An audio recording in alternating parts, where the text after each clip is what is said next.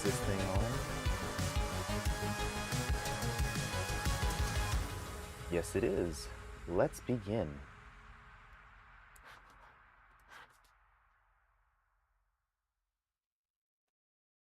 Today, on Hedgehog Makes, we'll be unboxing the Kingroon KP3S Pro.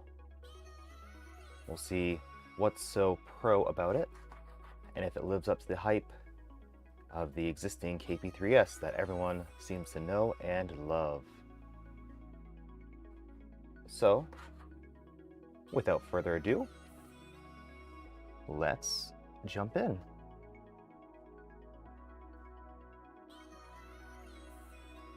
Welcome on in, everyone. So, I have a box. I also have a tracking label that I will quickly remove. So how's everyone doing today? I was excited. I know I am. You know what's easier than this? Tape. If you want to see some really cool tape, Scotch makes some like tape measuring tape. It's pretty cool. Pretty cool.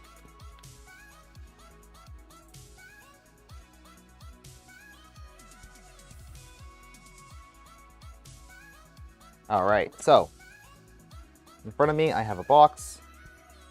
It has a 3D printer in it. It's something a little bit different in the fact that it's not quite a Prusa mini size printer, which is a 180, and it's not quite an Ender size, which is a 235, 220 printable. It's a 200mm printer. I think it's marketed at 210. We'll see exactly how much build volume we can get out of it. So I got this printer because I feel like Kingroon is on the right track. I really feel they are one of the more innovative companies trying to make 3D printers. What I mean by that is they're going away from the more traditional motion systems. They're trying out different features, different things. I feel like they're lacking in some departments at this point, but I feel like they're very strong in some others. So I'm trying to look at all their printers and see if what they have can be improved enough to just recommend straight off. Right now, I recommend all their printers with a disclaimer of you might have to do a little bit of extra work to get them to a good point. So let's see if that's the case here. So let's see who is in chat. We have all kinds of fun people. Welcome in. NH2, everyone with a different username. Yep, that's what happens with YouTube, huh? A Maker Viking, welcome in. K2. We got Pezliz. We got Bob. Griffin's Closet Print Farm. Welcome, welcome. So what do you guys think of the general overlay as I switch to the overhead? I even have an overhead, jeez. That's crazy. I'm going to be using this roller probably. So. I want to have a semi-reasonable setup to show you as much stuff as I possibly can. If that makes sense. Your desk is so clean. I know, the desk is clean. It is. It's always just clean. Of course, this is a review desk. So, in the box, you get a manual. We will go over this. Is this reversed? Pro Streamer. Okay, hold on. This one. Hey, that's better. We have a manual. So, no upgrade. Yes, okay, so this printer, I did order it from their website, and I did get it with the bundle that is the linear rail y-axis kit and a PEI sheet. That ships separate, so I'll go over that when I get to that, but this is the stock printer with no upgrades. Alright, so from my experience, their printers come very, very well packed.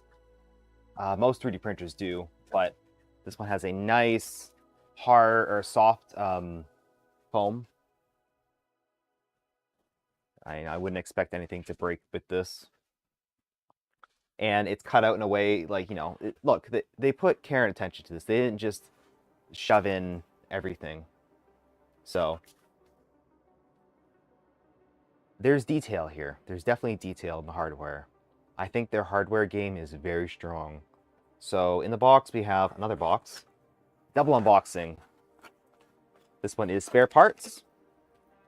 So we have some wrenches, a little USB cable. They ship a spare thermistor.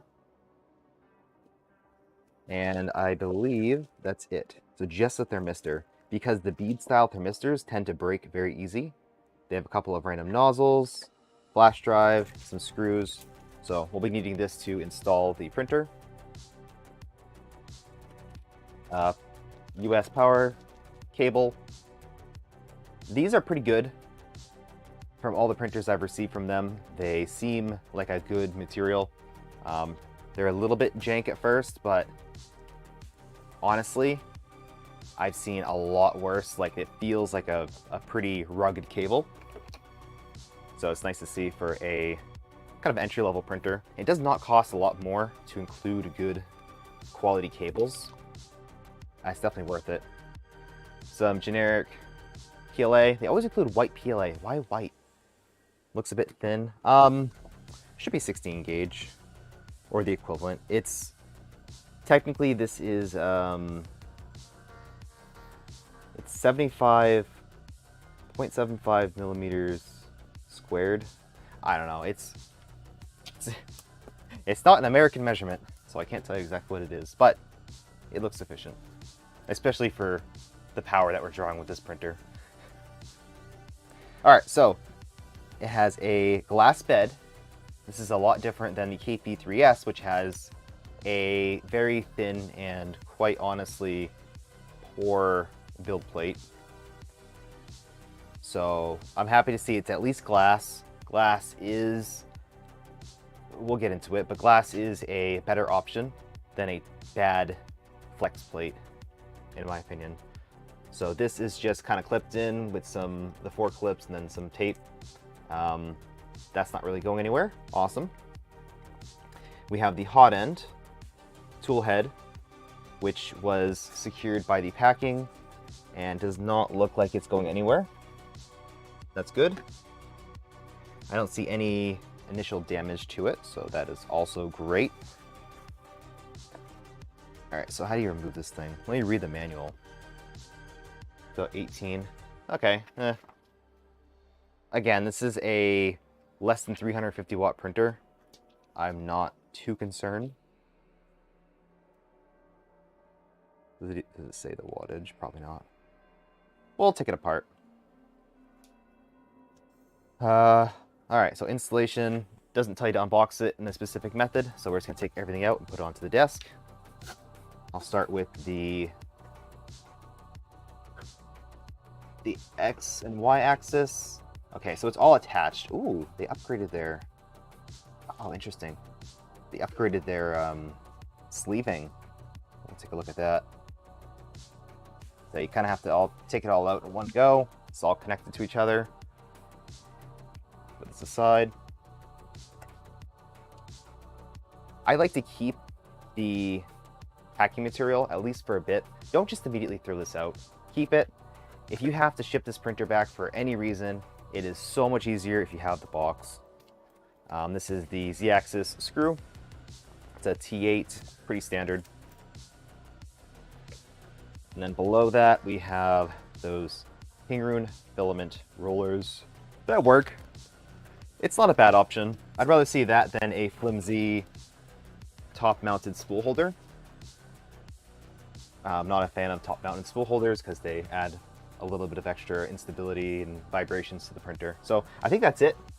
There can't be too much more in the box, so I'll just throw that over here. And we'll take a look. All right. So we have, keep it in this view for now, and I'll switch back over.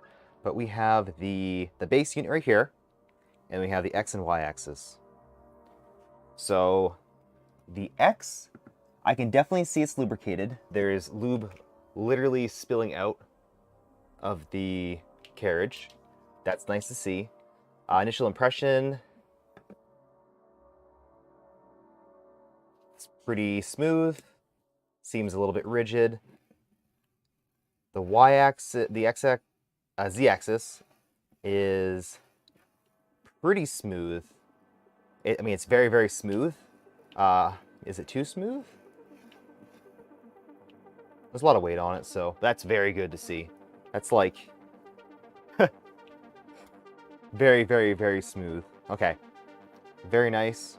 Those are both MGN 12s, and the carriages are, on the X it's a C, and on the Z it's an H, so bigger on the Z because no belt. Yeah. But you can feel if it's crunchy or poor.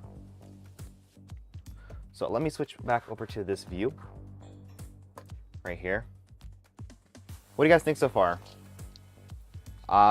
Compared to like an Ender, it's already a lot better. So I'm gonna remove this. Move this right here. This comes right off. Kind of holding everything in place. Not bad at all. Then the bed, it uses these clips Oh, okay. These are a lot... These seem a lot more stiff than the KP5L that we looked at previously. Yeah, that's a lot more stiff. On the KP5L, they would literally just like slide off. They weren't tight at all. But with this one, I don't know if it's a different sized something, maybe different glass, but it's a lot more firm. It's more like an ender bed. So I'm expecting this to hold on a lot better. That's one of the issues with glass beds, is they're clipped on, they're not screwed on. So with a fast acceleration, it could shift a little bit, and you can see that. Thicker, I'm guessing it's a little thicker. So we'll leave the cover on here for now. Put that here. I'll put it right over here. It's a good size. Like, I'm expecting it to be pretty good. You said something. Nice glass bed there. Where's the replacement? What do you mean by that? You mean the PEI? So I ordered the PEI as an upgrade to this printer. It ships directly from their warehouse. So I'm not going to be getting that for however long it takes, you know, weeks, etc. This shipped fairly fast. Not the fastest, but shipped fairly fast. But yeah, it's going to come from there. And same thing with the rail kit. So we'll do a separate stream when that comes in. We'll install the PEI, and then we'll take a look at the kit for the Y-axis. So I'll talk about that in a bit. This comes with a protective coating on the bed. You need to remove this. You need to remove this. I doubt their manual says to, but you will need to remove this. So let's see where we left off. Installation. Ironically, it gives you the operation interface before the installation, which I guess is a nice handy guide. It is seemingly exactly the same thing as the KP5L. Looks about the same. So, potentially the same exact configuration, just a different size. And for this one, we'll be upgrading Marlin on it a lot quicker. Like, a lot quicker. Because I did not have a great experience with the previous version of Marlin, or whatever they include on here. So installation just says, step 1, insert the cantilever into the base and tighten screws. Okay, so it says to use an M3 T-nut, M5, and M5 by 30s going into the side. It's not the easiest to see. They definitely could have blown it up a bit. So that's what I'm looking at right here.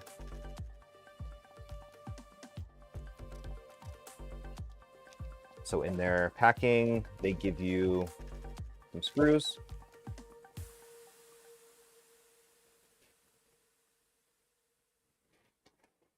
You get three of the longer screws and then 3 of the shorter screws. It looks like that's all we need, so I'm assuming they include 1 extra. Okay.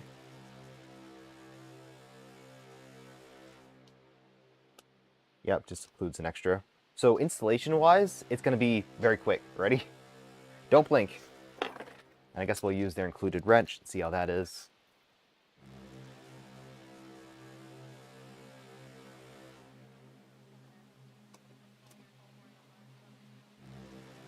So it is a one of the types of the ball on it. Welcome, Toy Medic. The wrench is very poor quality. Like, I have not seen a rough wrench like this. It feels like textured. It's kind of weird.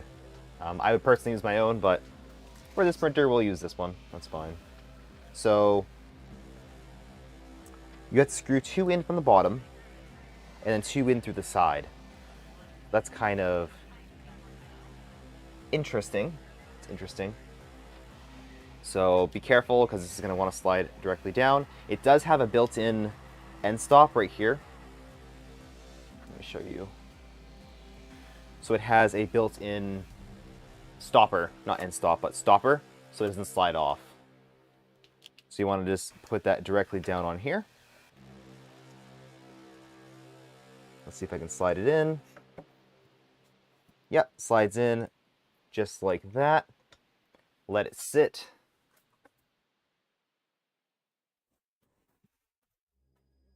And then what I'm going to do is install the rear screws first.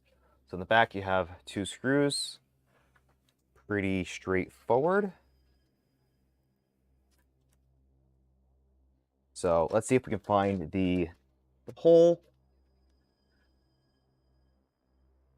I'm guessing it should be when it's in its lowest position, because it'll be screwed in.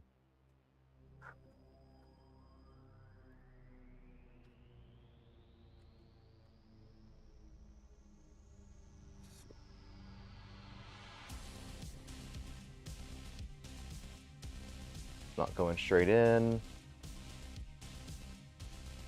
Looks fairly lined up. Oh, I have to tilt it maybe a bit this way. Okay, so tilting it straighter up. Okay, I think that's in. Okay. Life pro tip. When you're screwing in a screw with an Allen key with a ball on the end, so this style right here, if you're using that, do not apply a lot of torque. Use it to get your screw started, you know, get into position. The reason why you can't use that to apply a lot of force is because A, the ball is extra fragile because it's a thinner section of metal, but more importantly, B, it will strip the head of the screw. It'll strip out the screw. So it's not designed to be used for a lot of force. It's designed to be more, have more options for angles of screwing in. Okay, so you got to kind of wiggle it around to find the correct hole. Once it's lined up, it goes right in. Okay, so that's kind of snug. We'll get it screwed in a bit. How far does that go in? Interesting. It goes way in there. It goes like way deep into it.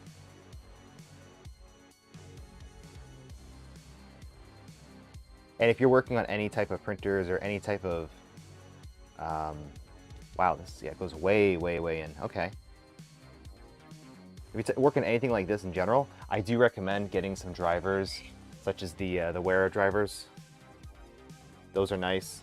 They are significantly nicer to use, and these ones don't have a ball in them, so you can apply a lot more torque to them.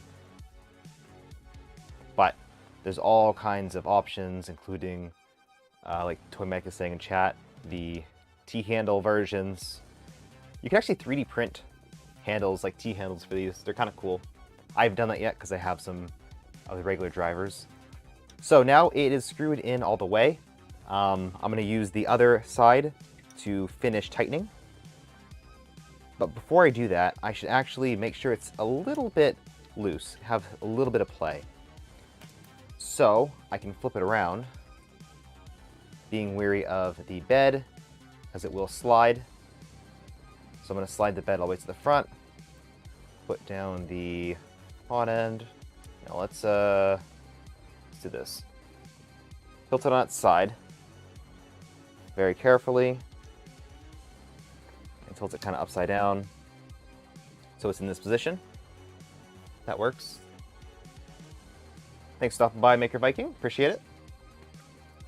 Okay, yeah, so now you can see the holes are kind of loosely lined up.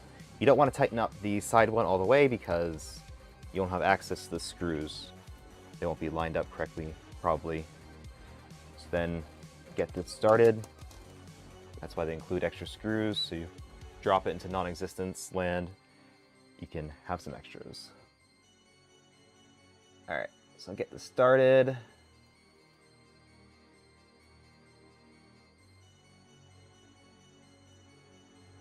A little bit, and then put in the second one.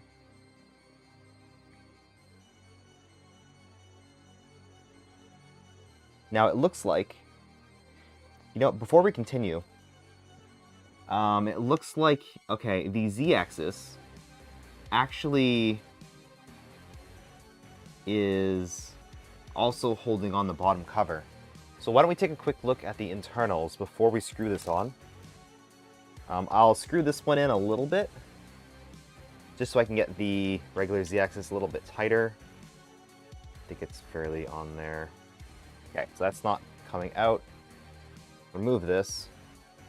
Oh, in same instance, if you're trying to remove a bolt, don't use the ball end for applying the initial release of the torque, right? Use the regular hex side. So for this one, I could use the little mini driver, but I'm going to use my 2mm wrench, significantly faster. So the bottom is very typical. All of the Kingroons that I've had so far have the same metal bottom, screwed in with a bunch of screws. Does not take too long to get into it. And the feet on them, they're pretty nice. They're like a hard rubber. They're kind of like a grippy texture, but they're not squishy. Kind of like a car rubber, if that makes sense. Okay, so just remove all these screws. Before I take this off, I'll note that there's a fan right here blowing in directly onto the drivers of the board, and there's a lot of passive ventilation. And the power supply inlet, so the fan intake is right here as well.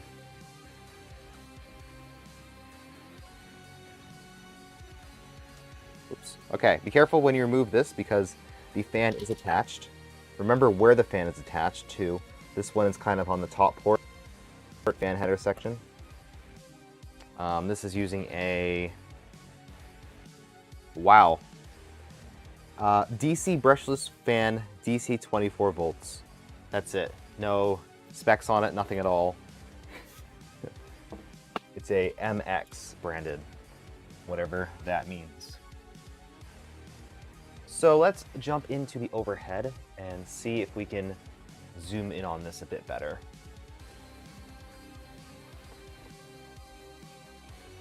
Just a bit.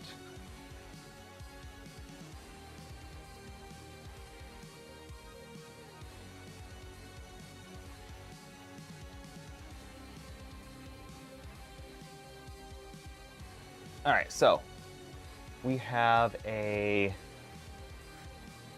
KP3 version 1.3 board that is typical for all the Kingroons that I've used so far. They have the 4 stepper drivers soldered to the board with a 5th expandable one. Note that this is not UART, so you can't connect something like a PT1000 amplifier. Okay, the power supply is a Chinese branded supply. It's not a Meanwell. This one does require you to check the voltage and flip the voltage. Mine was shipped on 115 volts. You might have to change that. This right here, the inlet for the power supply, it's very, very glued. That is not coming out at all. It's like completely glued on. Which could be a good thing if you don't plan on removing it, but if you do want to remove it, it's going to be a little bit of pain. There's nothing directly exposed to mains. There is a cover over this, so it's harder to accidentally touch mains power. Other than that, the wiring looks pretty clean. I don't see any major issues. The stepper motor for the lead screw is completely enclosed into here. See it? That's right there. And then the Z-axis, so there's 2 holes in here, and that gets screwed in to the bottom. So maybe not as much for, I don't know. Doesn't honestly seem like the best way of securing it, but I guess it's not the worst either. We'll see how it works out. All right, let's get that back on. So this just plugs into here. Oh, I'll note that the power, wow, okay, they changed it once again. This is the third, this is a different board that I've, I guess, encountered. It uses a... This is the mains plug, right? This is the power from the power supply. It's... I don't know what connector it is, but it's like a fan header. But this one, unlike the KP5L, it does click on, so it can't come off. I'd like that a lot more. I'd prefer to see a screw terminal.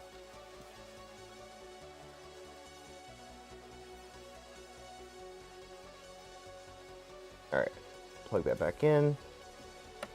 Like that. Make sure this fan wire isn't going anywhere it shouldn't. And then re-screw everything back in. Simple as that. I'll start up here so I can hold it in place. Let's get one going, and then I'll start another one.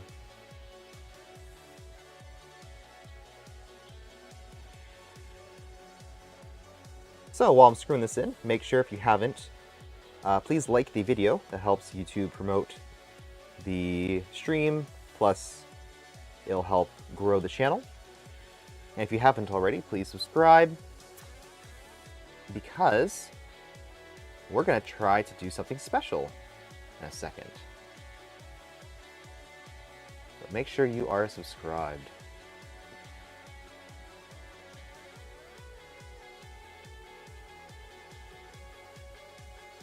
I also have this backward. So the two screws right here should be lined up in this direction. So it's not keyed in one direction. Keep that in mind. But it doesn't take you long to figure that out. At worst, you can install 4 screws before running into an issue. And of course, the geometry matches up a bit better like this.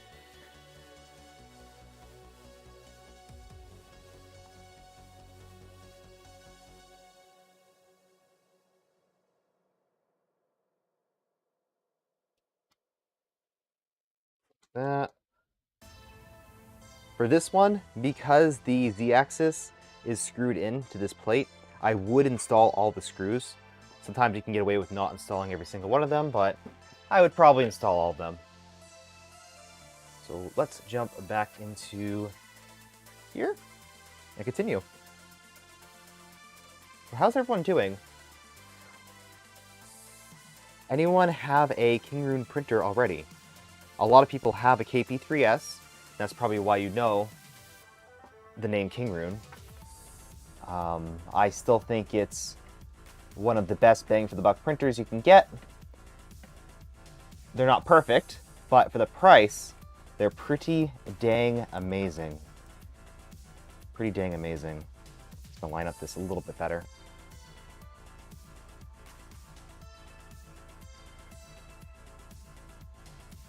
I think I like how they have a stamped metal frame instead of extrusions. It makes everything a lot cleaner. And I guess it probably saves on costs, which, you know, translates directly to you. If you can combine all of the mounts and everything into one piece, one part, instead of a bunch of additional parts, that significantly saves in the BOM, saves on the manufacturing, etc. Plus it makes the installation simpler, makes maintenance simpler. It does reduce modding capabilities though. I know a lot of people like to see aluminum extrusions, 2020s, 2040s, because they can screw stuff onto them. A lot of people like putting channel inserts. But in this case, there's not a whole lot to the printer, so this solution is perfectly fine. Perfectly fine. There's not much you would do to the bottom anyway. So we're almost screwed back in. Saving a little bit of time by using my own wrench.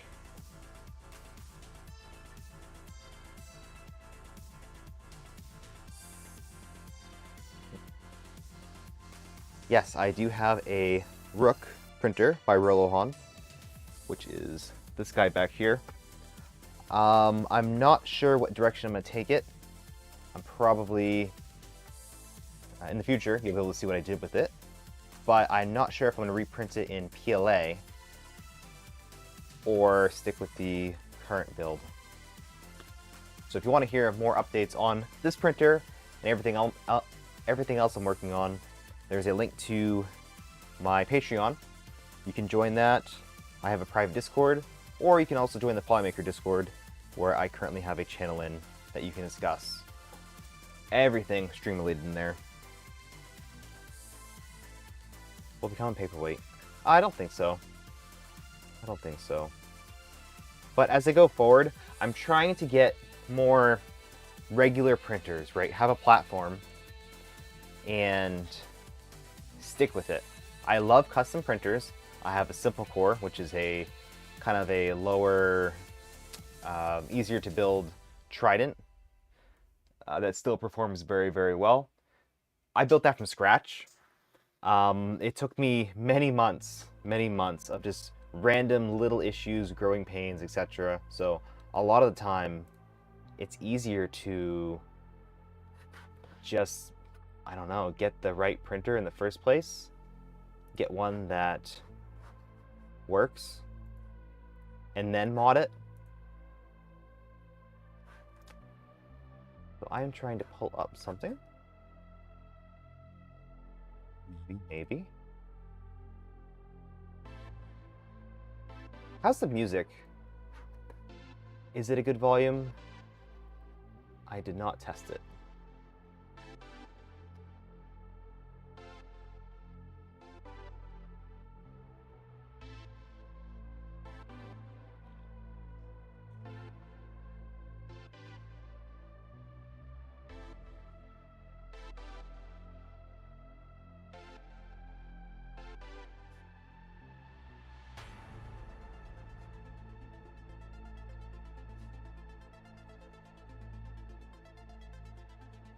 Okay, here we go. Is that it? Okay, there we go. There we go. All right, let me update the video description real quick.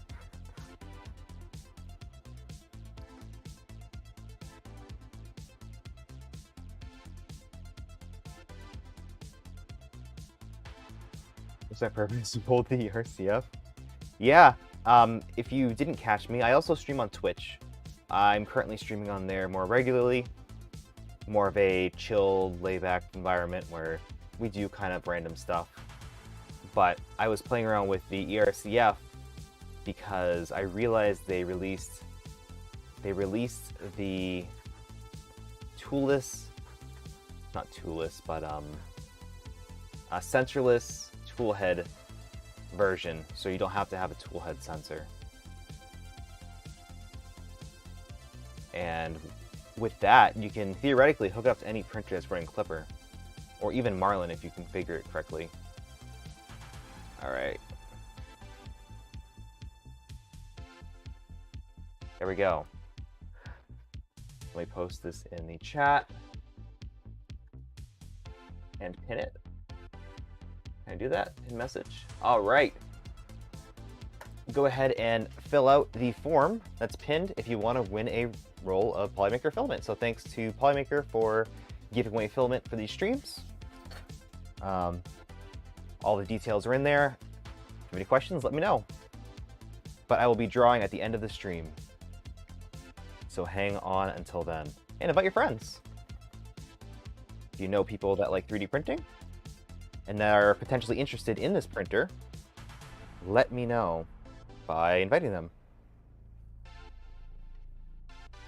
All right, so I think I'm gonna switch back to just using my regular drivers. I have a couple of assortments of them. I think I just need this 3mm one. And let me know if the form works. It's the first time I'm using this system. Unfortunately, on YouTube, it's a little different than Twitch, so it's not as straightforward. Let me know if you run into any issues.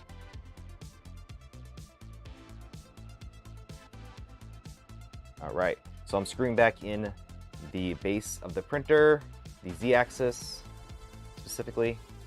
So it takes 2 screws into the bottom that go through the plate we just removed.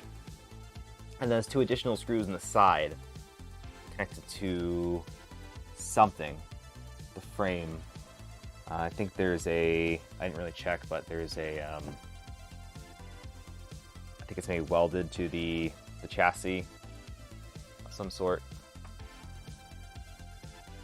Let's see. Also, how is the quality of this compared to Twitch? Because one of the benefits of streaming on YouTube means you get YouTube servers. And I just upgraded to 1 gig symmetrical fiber. So my upload is not an issue. So I could theoretically stream in 4K, etc. right onto YouTube.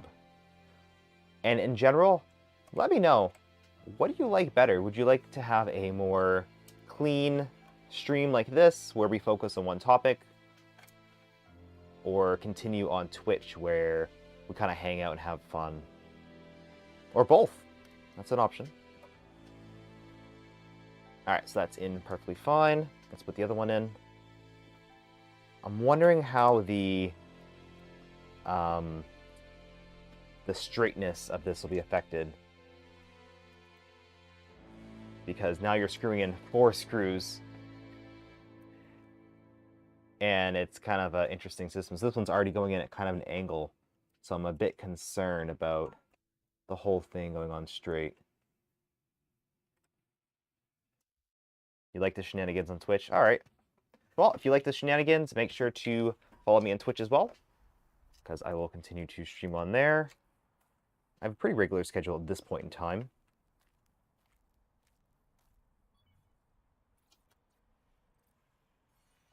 It's not going on as straight as I'd like to. This is a bit of a pain compared to the KP3S.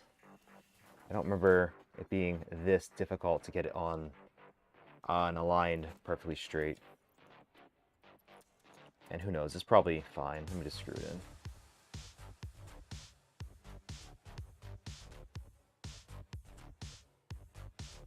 Yeah, this is just going in at an angle. I don't love that. Let's remove these a bit. It has literally one thing to screw in. One thing to screw in, and it's taking me this long. That's funny. 4 screws, though. Twice as long as 2 screws. I just loosened up everything. You want to get all the screws snug. You want to get them all installed and snug. If you run into any resistance, do not force the screws into place. That's how you strip screws. That's how you completely remove the chance of getting it installed per the manufacturer's their specifications. Let me unscrew this. I don't know. It's just going in kind of weird. I thought I had it in straight at first, which means I don't know what that means. Maybe just started off at a bad angle. But does it line up? Does it line up at all? Yes, it does. So I think I probably just started screwing it in at a poor angle. That's a possibility.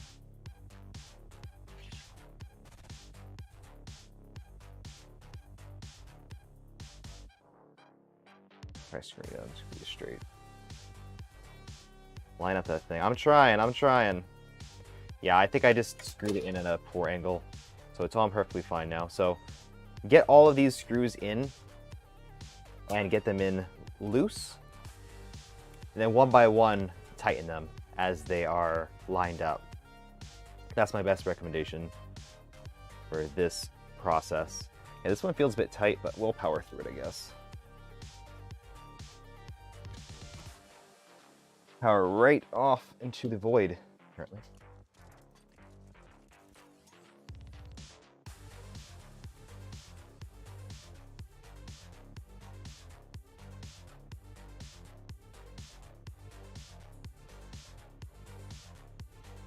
It's possible that they didn't thread it in all the way. That's kind of what it's feeling like. Honestly, yeah, that's as much as that's going to go in without stripping something. So, interesting. Guess we'll leave it like that then. So I'm using, there's only so many screws that it came with. There's only 2 sizes. So this one's screwed in fine. But this one is not screwing in all the way. That one's in tight. I can tighten up the Z-axis again. Yeah, it just says insert the base and tighten screws. There's no instructions on how to, like, what process to do it in, how tight to make them. That's all up to you. So that's one of the things about these manuals, is that they're not very informative. They give you the bare minimum to get everything up and running. They potentially have a YouTube video. I purposely didn't look up anything on this printer. No reviews, nothing from the manufacturer, to see what a normal user would experience. And right now, the screw is not even in. But it's held in with 3 screws. It should be stable enough. I think it'll be fine. Let me try to flip it upside down. Be careful when this rail's not installed, because this will go wherever. Just be careful of not damaging the bed. So the Z-axis, yeah, it's pretty stiff. That is pretty stiff. All right, so that's all the assembly for the most part for the frame. And then we just have this one rod. So the next step is to insert the lead screw into the coupler and tighten it. Now, these should be a little bit lubricated. Yeah, this is definitely greased up. So you don't want to, I mean, it's just a little messy. Be careful. But it's not too bad. It's not like covered in lubricant. So you can kind of just drop that in and then screw it into the coupler. Now, I'll note that this coupler, not the coupler, the nut is not tight. In fact, it's like completely loose. There's quite a bit of play. So that'll have to be tightened a bit. It doesn't say to, but yeah, that's definitely not correct. Meaning that if you went to operate this, there would be, you know, quite a bit of play. Like, you see that? This is the play right now because this isn't screwed in properly. And the manual does not say to do that. So just something to keep in mind. With all these, you'll have to get a little bit hands-on and kind of inspect it as you go. Just make sure you don't miss anything. So right now I'm just tying in the lead screw to the stepper motor. This is going to be one of the small Allen wrenches. I like to use the ones they provide. And same thing, do not use the ball end to tighten anything, but do use it to get the screw going. I guess it's a 2mm. So I can use my regular wrench. Make sure the nuts, what is called, set screws. Make sure the set screws are tightened on the motor too. And then screw in the top section. I like to get these kind of loosely tightened. So do one, and then do the other. And then tighten it a little bit. Don't put a lot of force onto the set screws because they're very weak. And then a little bit onto there. And that should be good. So we're going to tighten this up a little bit, right? It does look like it has a lock washer on it.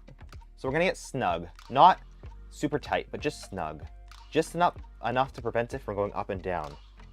And giving it the ability to potentially slide back and forth a bit if needed. But let's just see how smooth this is. The rod looks straight. I didn't roll on the table, but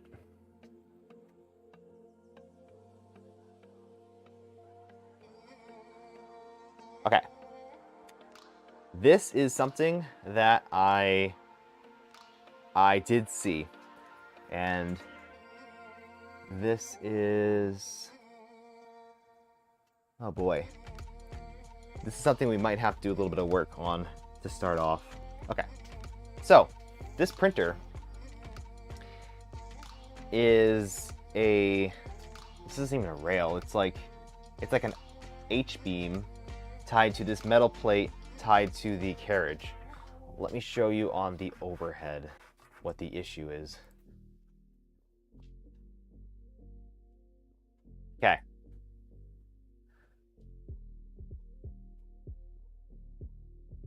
Okay.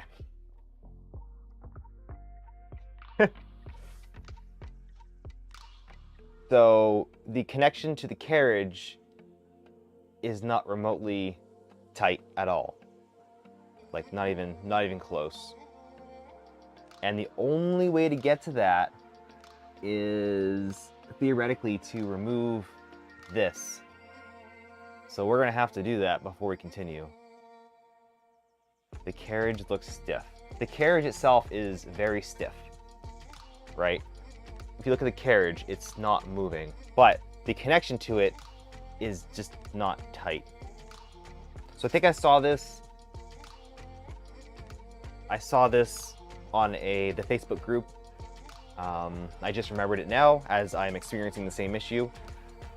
So this is how you fix it.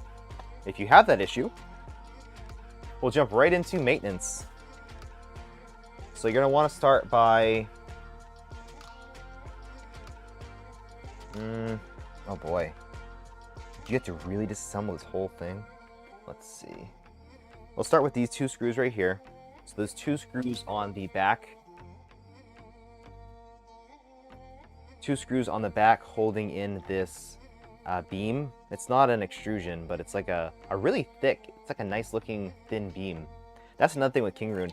They didn't stick with 2020 extrusion for this. They have their own custom setup. It looks nice. It's a bit thinner. So we're going to move these two screws on here. Twist this around so you can kind of see what I'm doing. In fact, let's zoom in on this. That makes more sense. Okay. So it's these two right here. So we're going to remove those.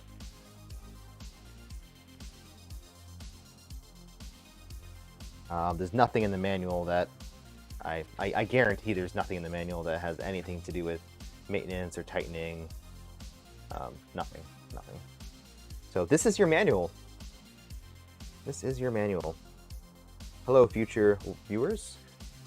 Let me know in the comments if you ran into this issue as well,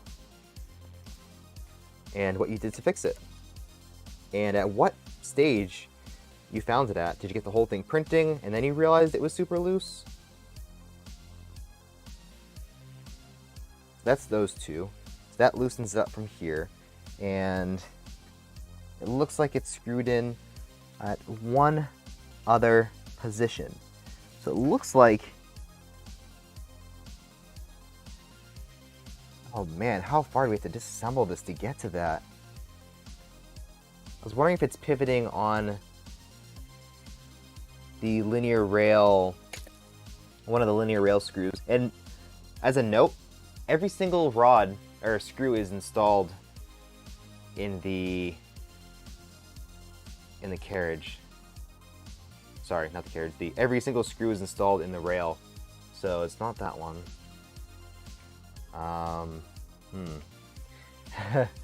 Where the heck is that installed? And is this even what we need to do? Maybe not. Maybe not. Okay, so that's not the solution.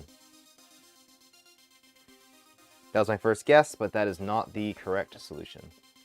I see the solution. It's like a puzzle. It's fully assembled, but not even properly assembled. Would you attempt to level the gantry to the frame? There's not a lot of adjustment, right? It's either screwed in and tightened, or it's not. And you, of course,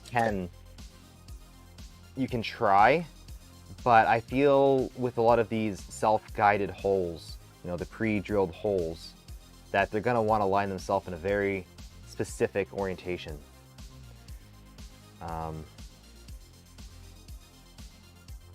So yeah, I don't know. It's kind of hard to check with this one, but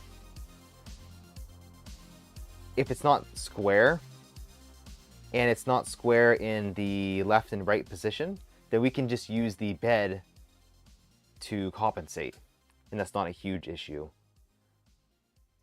Not the ideal solution, but it's not the biggest issue. If it's off by a lot, then yes, we'll have to do something. Use a square between the X and Z rails.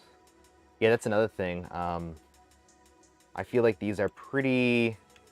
Once it's screwed in, it kind of want to stays in the same position. But yes, there's a little bit of play. I'm just screwing it in as is. So the real solution to fix this issue is over here. It's these four. So those are the four. It looks like that's holding it onto this kind of intermediate bracket that's connected to the carriage. Wow, this assembly is taking a lot longer than I thought. I'm not gonna lie, I was kind of expecting to assemble this and start printing. So that's okay. You get to see a little more about what you need to do. So these 4 screws need to come off. I'm assuming this is also going to fall when I remove them, so I'll make sure to, let's just push it to the bottom. Is that the bottom? No. Okay, put it to the bottom so when it falls, it doesn't fall very far.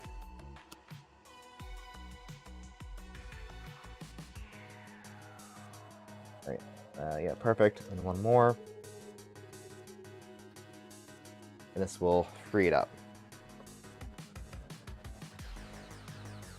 Then we'll see what the issue is and if it's correctable. That comes right off, pretty easy. A lot easier than what I was trying to do. So the issue here is this right here is loose. You can see, maybe you can't really see it, but there is definitely play in that connection. And let me see how tight these are from the factory. So they're 2mm. Yeah, they're not. They can be screwed in more. So I'm gonna try to line it up by eye, getting it flush to the top, and then tightening it back up. They're installed, but I can give them, let's say, oh wow, like a quarter to almost a half turn. So there's your issue. So you want them tight. You don't want them like too tight, but they need to be firm. Like you shouldn't be able to twist it with something like this. So that's how you fix that issue. You just tighten it. And this gives us a better chance to look at what's going on here. It seems kind of neat, and I think it's a similar, yeah, definitely a similar system on the KP5L. They have the linear rail, and this is using an MGN 12H carriage, and they have an adapter block. I don't know if it's like completely solid. Yeah, it looks, is it like milled? Is this like a really cool block? It looks like it's solid and drilled out. That's kind of cool. Yeah, I like that. I like that. It looks like aluminum, and then it's even, the finish on it's very nice. Like this piece right here, this is cool. See, this is what I'm talking about. I haven't seen this on any of the other printers I mean, nothing else uses these type of linear rails, so this is a really nice addition to see. In comparison, on the KP3S, oh boy, the system that I had to do to install the Z-axis with linear rails, that was a lot worse. It was all printed parts, and the rod is located on the opposite side, so it's not as ideal. This is literally directly next to it. It could not be any closer. I like this. This is good. This is definitely good. So you get minus 1 point for having the end user have to tighten this by themselves, but 2 points for having a very nice looking solution. How well will it perform? Well, I guess we'll find out. So then this screws in, and this uses flush, what do you call these? Not panhead,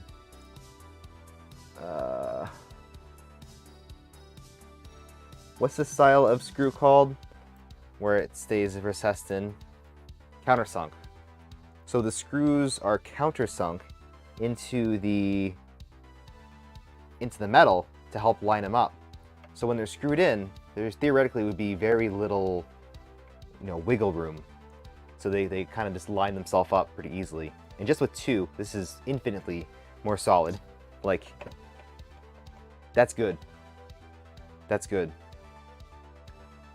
So we'll put the rest of them in. And as a note, don't tighten them all completely. So loosen them back out a couple of screws, and then put them all in, mostly tightened, and give one final pass once they're installed.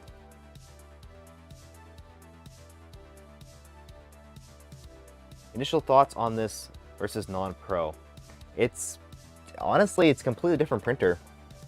Like, the only shared similarities is the tool head and the base. Other than that, it's just a different layout. The belt is above the printer instead of inside of it for the Y. It has V-wheels, which we'll get into. It looks pretty good. It looks solid enough. So, not terribly concerned out of the box. So let's just make sure these are all tight.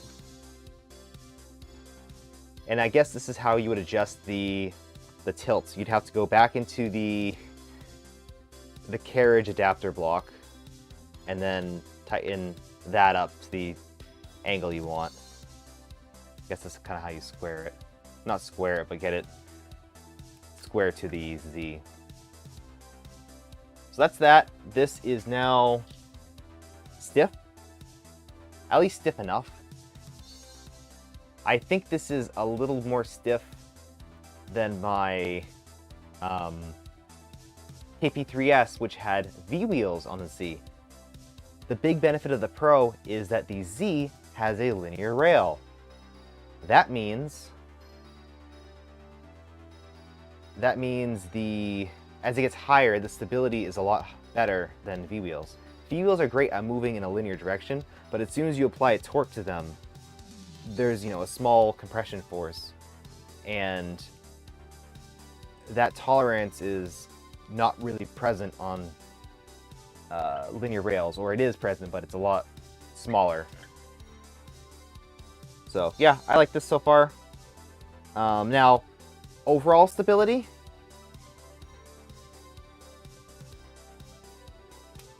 Like, let me angle it to the side. You're not going to be doing this while you print, but something to note. If you can physically move something by hand, that could potentially happen while you're printing. So, overall stability, it looks like this is an issue with a not quite, not as tight carriage. Like, the whole linear rail for the Z isn't, what's the word for it? The preload is very low. So it's a high tolerance rod, or extrusion, sorry, not extrusion. Linear rail. It's a high tolerance, meaning there's a large gap between the system and allows for extra play. For 3D printers, you actually want a higher preload, so you want a very low spacing which does increase friction, but makes it a lot more stiff. So with this, I might look into, replacing this rail with something with a much higher tolerance, such as a rail from West 3D. So if you want to get some high quality linear rails that are designed for 3D printers in the first place and are tested to work for 3D printers, check out West 3D in the description. It should be good enough for now. Again, this isn't going to be your crazy fast printer. Yes, I was able to get the KP3S printing, I think at around 10K acceleration and 300 millimeters a second or so for travel. But I also have dual MGM9 rails instead of a single MGN12. So your mileage may vary. We'll test it out. And we'll also screw in this a little more just to make sure there's absolutely no play in the Z. That looks fine, and that looks fine. I'm wondering if you can install an anti-backlash nut onto here. Do I have one handy? I think I do. That would be this guy right here. I think you can definitely install that. That's easy. Okay, so to install an anti-backlash nut, all you do is remove the one that's in here, take it out, and install one of these. That is probably going to make a difference on a printer this small. Because the mass is so light, it'll have the tendency of going up and down by itself as the brass nut becomes worn. From factory, it's fine, but as it gets worn, you'll see more play in it. So installing one of those anti-backlash nuts can be probably a huge addition down the line. I think that's it for assembly. We have this tightened on. We tighten that up. Let's just do a visual inspection of everything. We have the tool head. This is the same exact tool head. I've seen this 3 times now. KP3S, KP5L, and now the KP3S Pro. It's fine. I would give it a B, a B+. It's direct drive. The extruder is pretty good.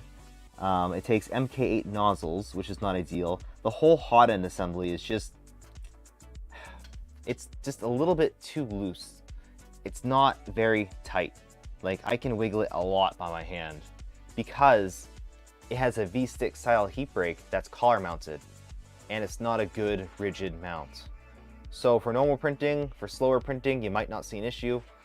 You also might run into an issue where it becomes too loose and you have to disassemble the whole thing, try to retighten it, and in my case, strip the screws on the extruder, having to replace the whole assembly.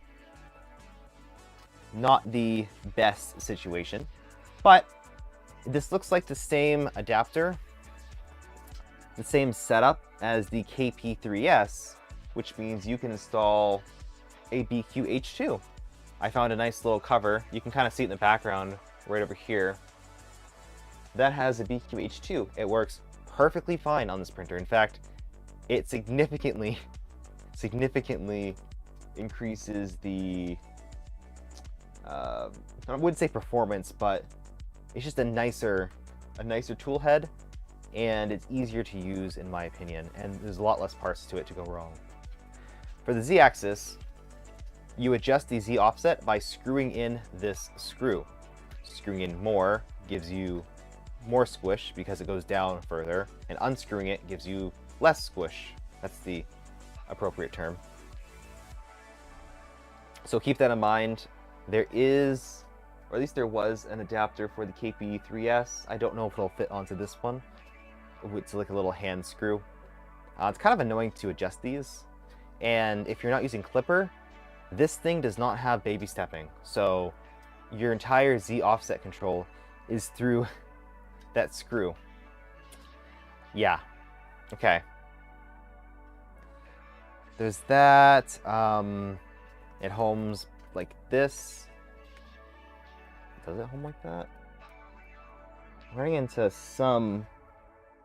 Okay, interesting.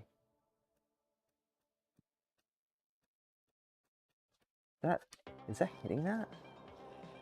Huh. It looks like... Yeah, let me try to show this if I can.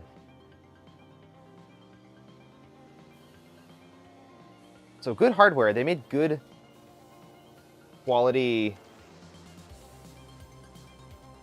decisions for the overall parts, but they missed little tiny things like the end stop.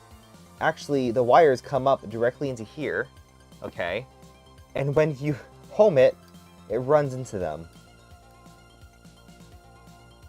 That's just like a very minor oversight, and I don't like that. I've had issues in the KP5L in terms of poor wiring.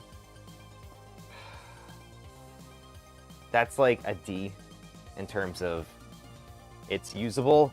It probably won't cause too many issues, but man, they really need to work on their wiring and their planning. The Y-axis, this is better. It is strain relieved, I believe. Let me take a quick look. Yes.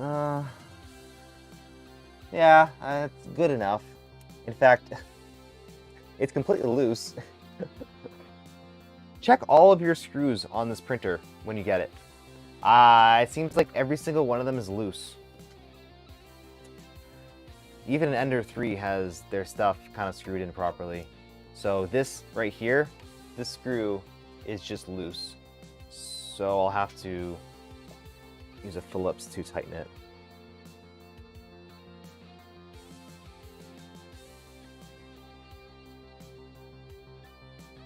Go.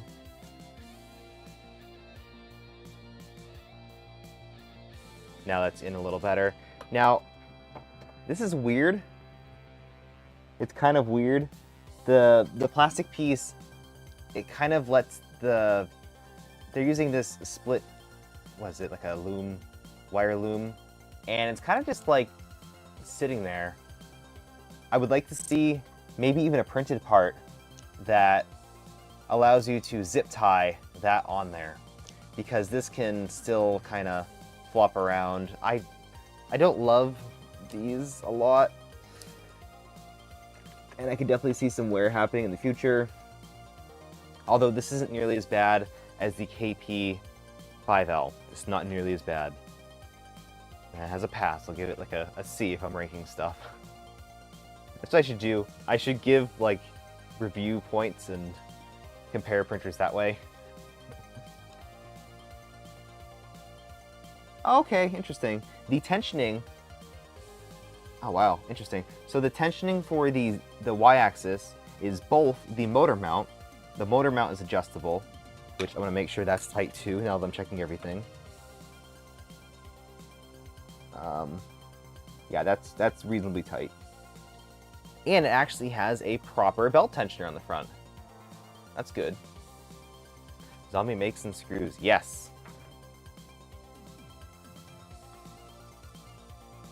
I guess that's about it. This does have kind of a constraint on the top for the lead screw, but it does allow for play back and forth. So, not a huge issue.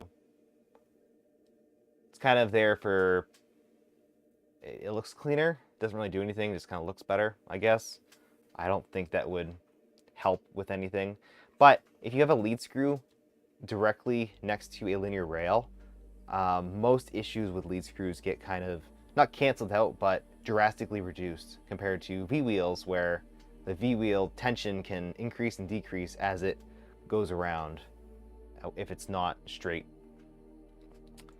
So that's fine. Let's take a look at the bed. This is the biggest difference between the KP3S. It is a 200mm bed. In fact, do I have a... I don't think I brought it down here. But I have a regular ruler. This is 8¼ inches, which is about 210 millimeters. Now, you're not going to be getting that full print volume. You probably will get 200 exactly. That's my guess. Rails much differently screws so you can leave it floating. Yeah, that's the general idea. And this isn't really constrained at all. It's constrained in this direction, but not in the back and forth direction. So it's fine. It doesn't look too bad. But the bed. It comes with this plastic coating. Make sure to remove this. Do not operate the printer with an insulator between your heater and your glass. Don't do that. I doubt this is even rated for super high temp either. I remember in one of their instructional videos for the KP5L, they left this on. They left it on and then they just like put the glass back on it. Yeah, that's not ideal. So I'm just gonna use a knife. And I remember we were like, do we remove this? Does this come off? Because it's installed pretty well. But mine's like all nicked up and it's kind of a weird experience, honestly. Because does not mention to remove this. And it's something that you need to remove. So are you expecting the consumer to peel this? There's not even a like peel tab. That's the thing. A lot of stuff like the screen has a peel tab. This doesn't. It clearly comes off. It definitely does.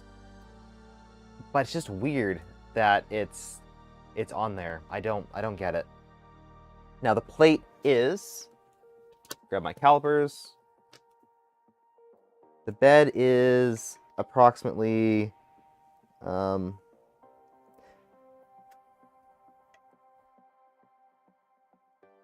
millimeters thick.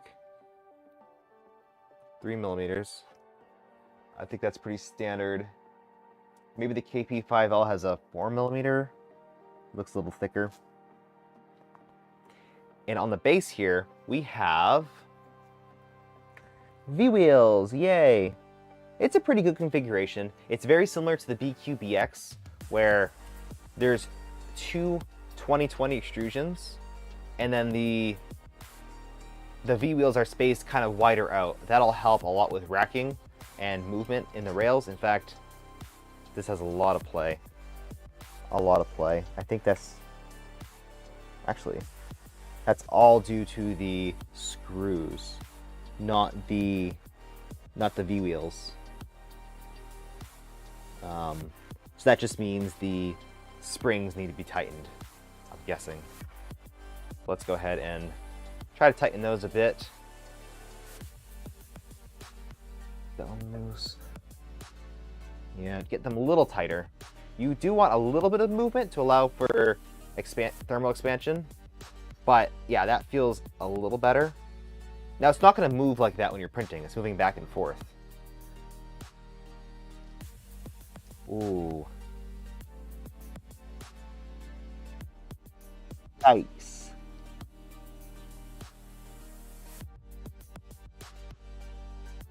Oh, you've got to be kidding me. So, V-wheels. This is why I don't like V-wheels. I'm going to move this bed smoothly to the back. Watch the bed.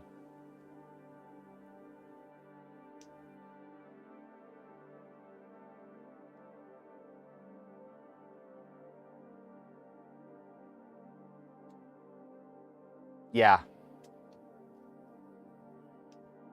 There's already worn V-wheels. I haven't even used the printer yet.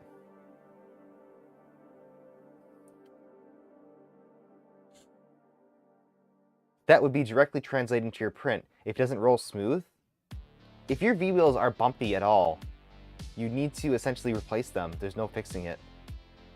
But let's see what the issue is. Is it the rail or is it the V-wheels? So let's disassemble the bed. To do that, you unscrew each one of these knobs. Be very careful because there are springs that you do not want to lose. Just kind of untwist them. Let's see what the issue is. So the springs and the screws I kind of just grab them and put them to the side. Do not lose them. Same thing with those screws. Okay, what is the issue here? Out of the way too. So it's like locking into place here. But it's okay, so it's locked into place right here. But also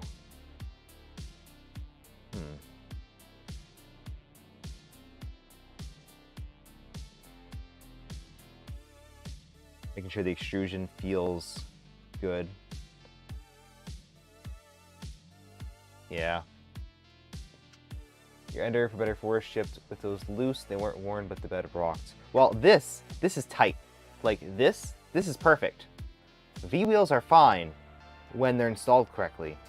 Like, the stiffness of this is very good. And like I said, the fact that they're spaced out more compared to an ender where they're spaced out less, just that style, that's going to help with stability like this. It just does. It's a nice system if you're using V-wheels, but it's not moving smoothly out of the box. I'm trying to show this off. It's getting like locked into grooves. It looks like it might be this front one. I don't understand. Are these, did they test these? Maybe it came shipped from the factory. Like maybe the preload was way too high and it indented it. Because I can see some wear on it already though. So it's like, yeah, it's already worn. It's already dirty.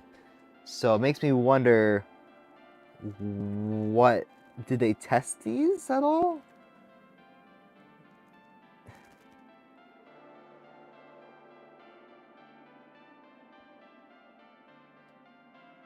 Those two feel smooth. I'm trying to see what the issue is here. Looks like you can install linear rails by drilling on the carriage. Well, fun fact, this comes with the option of installing a factory linear rail kit.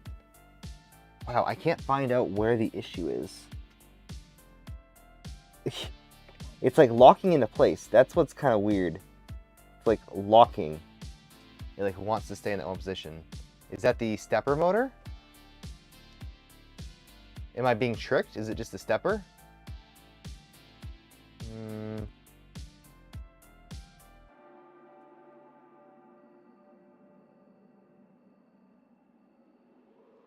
I don't know. I can remove that and see if it's the stepper causing interference or if it's the V-wheels. I could be wrong. I could be, hopefully. So yes, I did purchase the linear rail upgrade kit for the Y because I don't like V-wheels. Wow, this is on there tight. Is it like glued in? I feel like this is like glued in. Huh, that's weird. I don't know if I'm gonna be able to actually remove this. Yeah, it's it looks like for this one they used like a Loctite.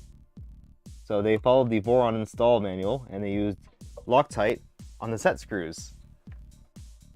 Interesting. Yes, I could untension it. You're right. You're right. You're right. And I probably will have to by the looks of it. But it's easier just to let this spin loosely. Kind of nice to see though. Wow. It's still moving. Okay, well I guess we'll have to loosen the tension on here.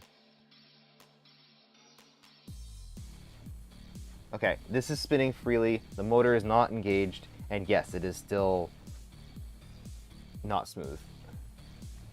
Because they're installed tight, they flatten shipping. I'm guessing, yeah. I can't like see or feel any deviations. That's why I'm wondering. Like, it's so minute, but it locks in so tightly. I can't see which ones are worn. I think it's these front two, because these both had a little bit of extra wear on them. Hey, thank you for joining. I appreciate it. I never know what's going to happen on these streams, which is why I like to stream it. But they both look kind of used already. Like, they look worn. It's just rough out of the box. So let me try one thing. Let's loosen the eccentric nuts, and then try moving it and see if that gets any better. The nice thing about this printer is that the nut adjustments are open. On something like an Ender, it's kind of hard to get in there and adjust your nuts. So let's try to loosen up the nuts a little bit and see. It's tightening. Let's see. That's loose. That one's a little bit tight still.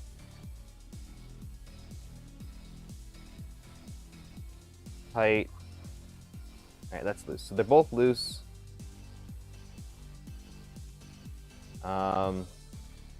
It's still not terribly smooth. So let's slowly tighten these until you get a little bit of tension on there. I haven't had a tension V-wheels in so long. I try to avoid them. And remember, if you're buying this printer from scratch, this is something you have to deal with, or suffer the consequences of having printing issues. So keep that in mind. I'm not going to say if I recommend this printer or not until I get a couple of, at least a couple weeks on it to make sure there's no major flaws, etc. Okay, that's not as bad. It was shipped too tight from the factory, and it did flatten, so I will have to be replacing all these V-wheels. But it's not the smoothest, but it's at least smooth. And hopefully the extruder, sorry, the motor is strong enough to overcome that extra little bit of resistance. Spoiler alert, it's probably not going to, but I can hope. I can dream. All right, so we're gonna re-tighten this. Do not untighten the Y.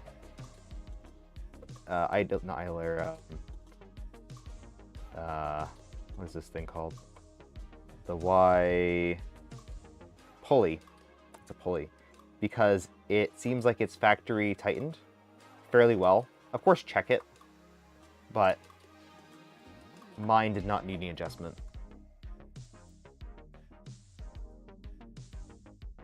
But yeah, it seems like you have to check all the screws on here and see if it's all, like, is this motor screwed in all the way?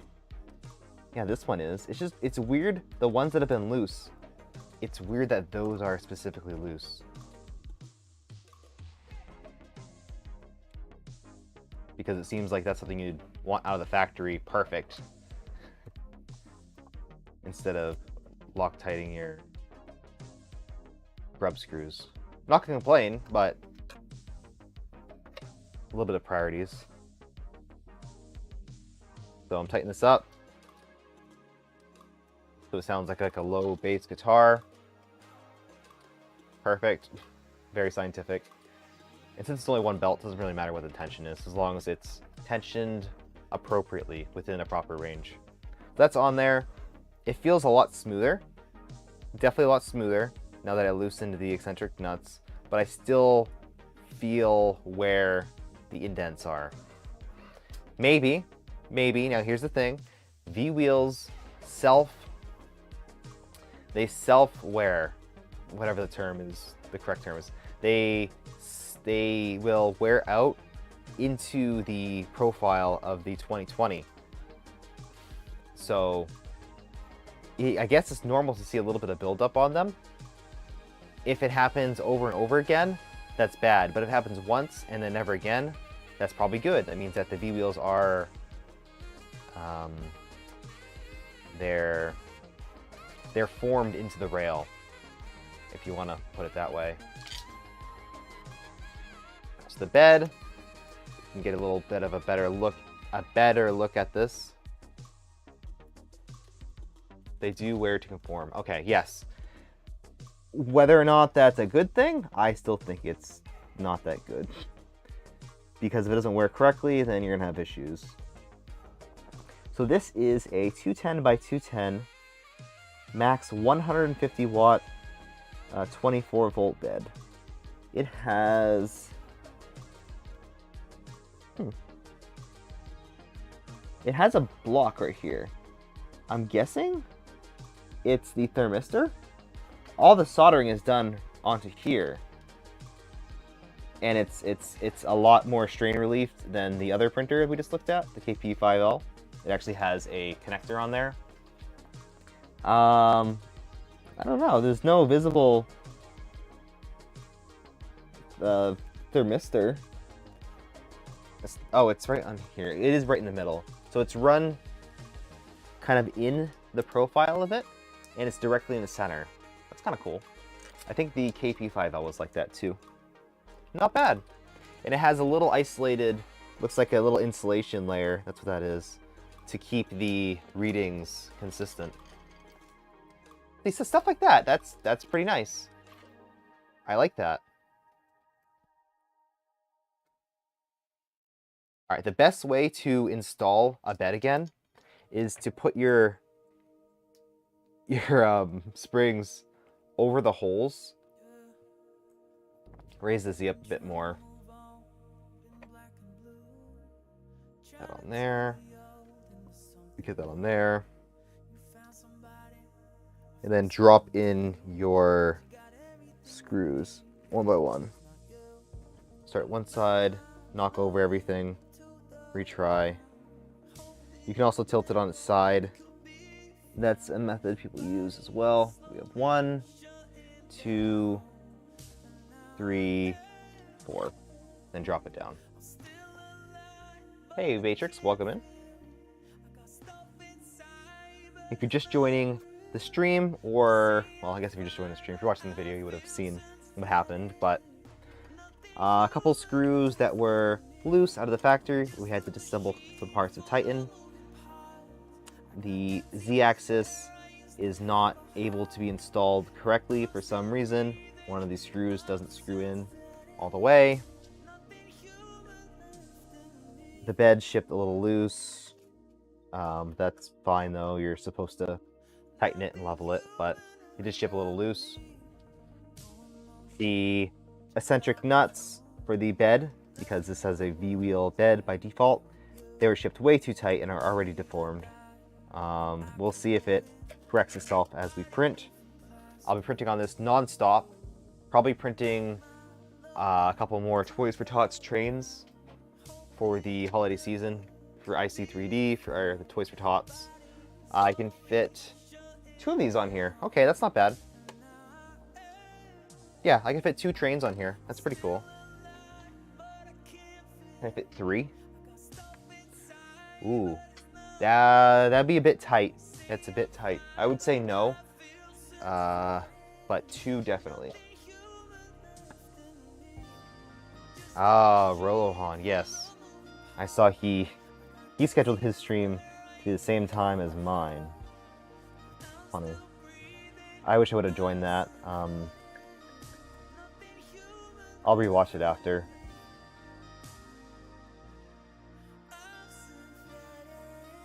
Okay, get these kind of tight. You don't want them too tight, we don't want them too loose. I like trains, yes, I like trains too. But I'm excited to build my Rook, get it printing well. That'll be fun. It's a fun project. Can I get a moderator to link Rolohan's YouTube, at least, in chat?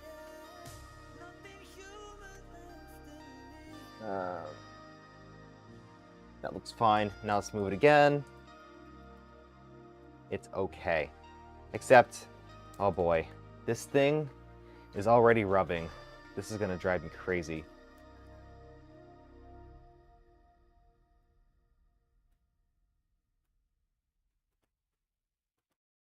It's like,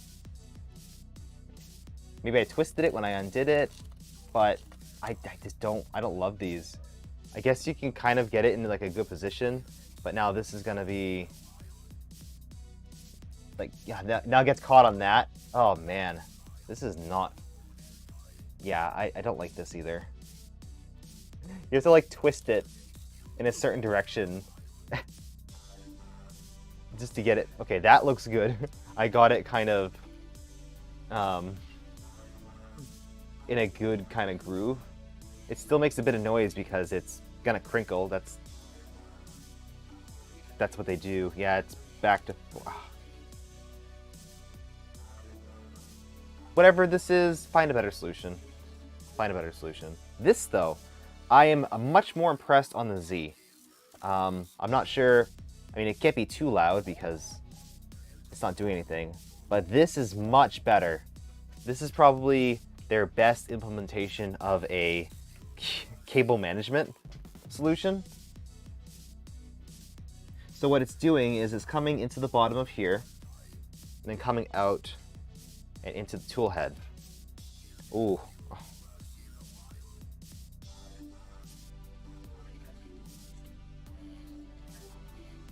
Okay. So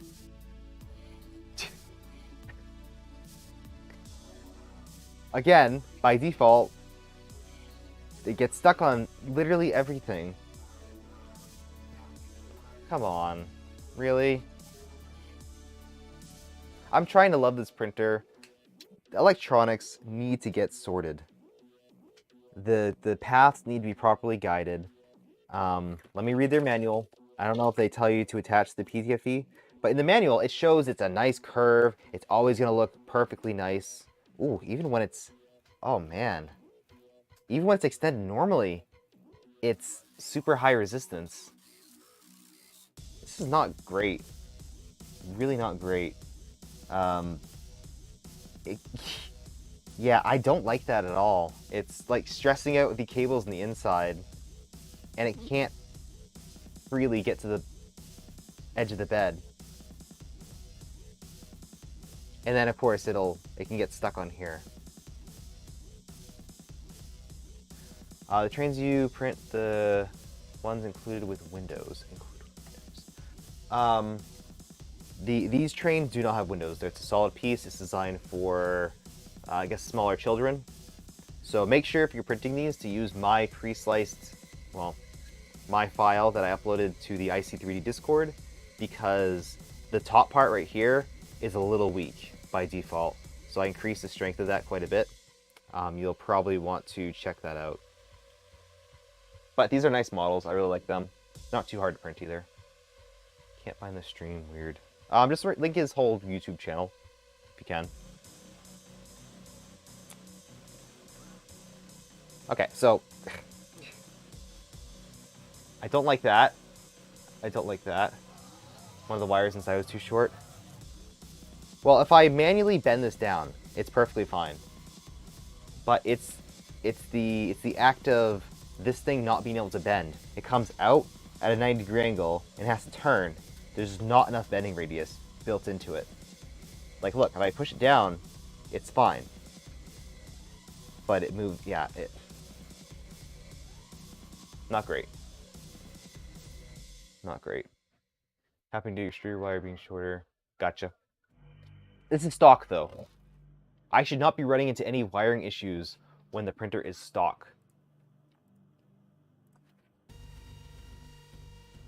We'll power through it, though. We'll power through. Just the y-axis may become loose in delivery. Yeah, it definitely did not.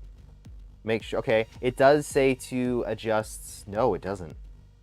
Ooh, this is a major issue. It includes instructions say plug in power supply and press the switch to turn on the printer. Here, this is the instructions, right? It says 110 and 230 volts. That is not the case. The case is there's a physical switch on the power supply in red that you have to physically switch to either 110 or 240 volts or 230 volts. Mine is switched to 115, and it is possible that they send out specific SKUs to specific areas. I'll link it, no worries. At least include a statement saying you check the, I don't know, check this one thing. or put a sticker on it or something. Sometimes, yeah, sometimes it's a sticker.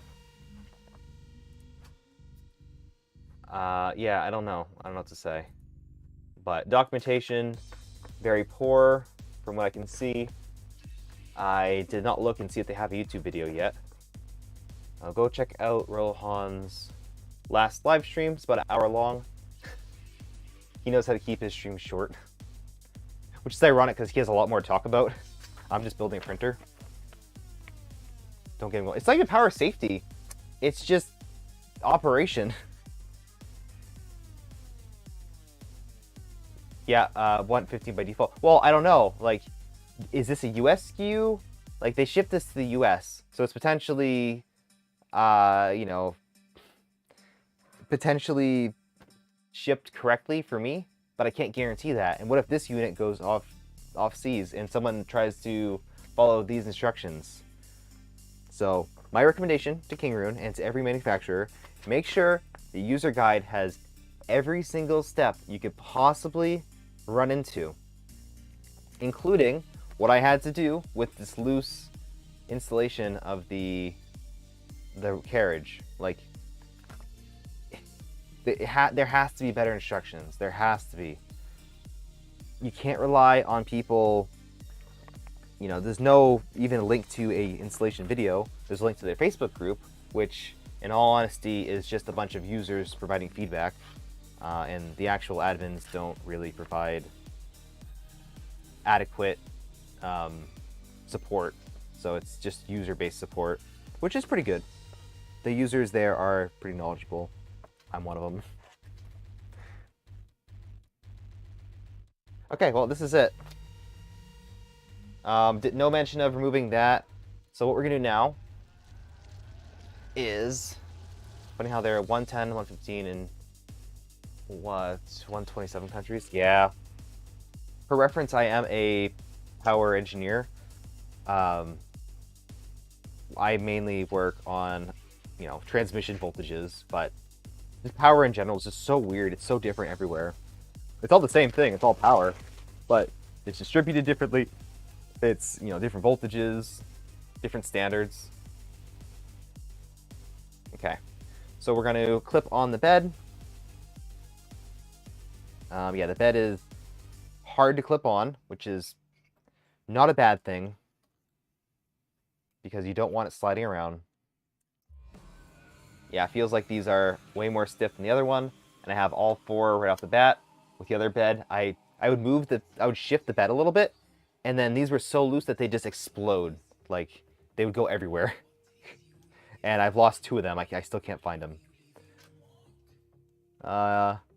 By moving these on the bed, you do scratch it, so I guess that's fine. So these are kind of in place, getting the bed as centered as possible. There's a little bit of play, and that's due to the screws not being tight enough. I guess it's always going to have a little bit of play in it. It's moving back and forth. That shouldn't really be an issue, but any play and any motion is going to potentially translate into your print. Like, having a little bit of play like this, that can translate into the print. Some people might argue that it's irrelevant. I will argue that it could be a, you know, it could be an issue. Definitely not an issue. But we'll leave it like that. And it won't even be fixed when we install linear rails. No test print yet. I know. Let's get into it. All right. So, following the instructions to a T. The power is really interesting. It's on the side. It's right here. It's really quite strange. It's like at the front, which I'm not going to complain because the power switch is right here. So when you're printing, the bed's extended, I can very easily hit the power switch. I can reach around and grab it. That's good. If you're going to have a solution like this, I guess it's fine. But it's a little weird that the power plugs in here, and then your controller is on this side. So you have like wires coming off on both sides. All right, we're gonna peel the screen protector off as well, just like so. And then find my power plug, the included one, but I have one pre-wired that I use for whatever printer is on my desk.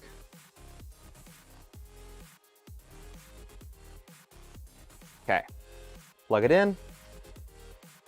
It was already on. KP3S Pro, okay. So it's a firmware specifically for this printer. Let me do this.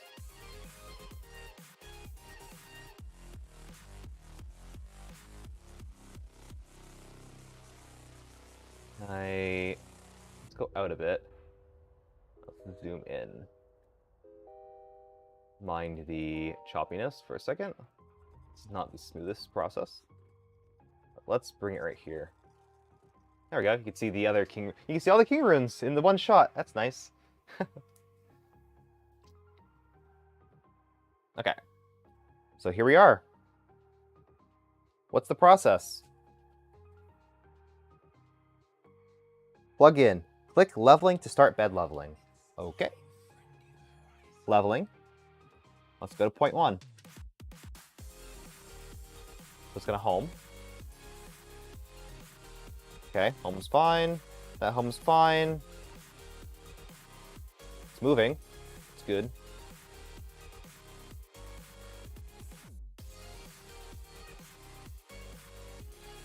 Still moving.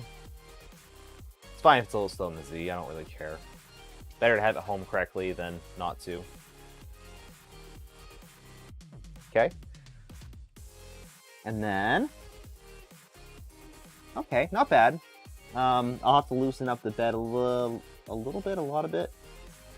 I have play. So the one thing you want to do is screw in your bed as far as it will go without screwing in too much, if that makes any sense. So you want it to be tight and firm, but not too tight. Then, what you'd really want to do is adjust your Z offset. Which I could do here, or I could adjust the bed. Okay, now it doesn't say to heat up the bed. Typically, you want to level the bed when it's heated. But I think you can level it when it's off, and thermal expansion should be roughly equivalent to when it's heated. Okay, let's rip off the first page of this, or just grab a sheet of paper. It doesn't come with any leveling paper. That's always nice to see when a printer comes with a sheet of dedicated leveling paper, because some people might not have the correct paper for it. In fact, I don't have any paper down here that I can use. Here, we'll use, this is too thick, is it? No, it's not. Here's a pamphlet for miracle berries. It's slightly thicker than normal paper, but this is what I have, so this is what I'm gonna use. All right, so I'm gonna unscrew this and see how loose it is. Okay, that's far too loose. So, yeah, I can't even completely unscrew this. And even if I unscrew all of them. So what I'm gonna do, currently, in the current state, the Z offset is far too high. So I have to adjust that first. Not in the manual, but this is what you do. You escape, and then you move. You increase this to 10 millimeter increments, and you go Z up. And you go Z up and up and up and up. Or move it by hand when it's powered off, but you need to take this screw right here and twist it. You can just do it by hand, it's not that tight. So to make more squish on bed, you screw clockwise, which it's a little bit hard to turn. Not too bad, but you can take a screwdriver and then kind of like get it in here, like this. And don't screw it too much. A little bit of movement goes a long way for something like that. When you fine tune it, it's going to be very fine movements. I'll show you exactly what the issue is. Oh, okay. So people were also complaining that it doesn't go far enough down. Huh. I am noticing that. This is as far as it goes. So let's see how far the nozzle goes at its lowest possible position. So let's go move level. Go back to that point 1.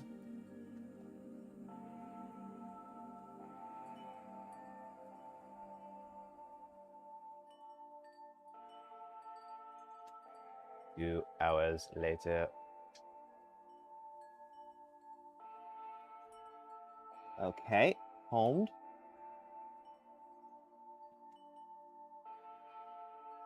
Wow. At its lowest position, it still seems pretty high. That's not great. Well. Let's do all the different points and see what it's like after. That's a fast movement. for the setup. Oh, wow, that's super high. Super high. Okay, so in this situation, I don't even think it's the... It's definitely not the Z. So someone mentioned earlier about squaring up the gantry. This side is far too high. It's not even close to making contact. So what you need to do if that's the case is, if you remember, there's 2 screws in the back here, one here and one here. You need to loosen them. Not using the ball side. Loosen them a little bit. That. And then see if there's any play. Let's see if we can move this thing down. Yes, we definitely can. And we're trying to, I guess, loosen them and push it down on this arm. So get them loose, like this, and push down on this. And as you're pushing down, tighten it back up. That seems pretty straightforward to recommend.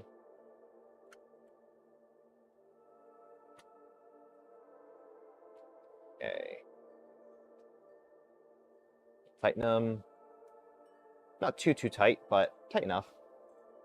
And now we will try to adjust this. Nope.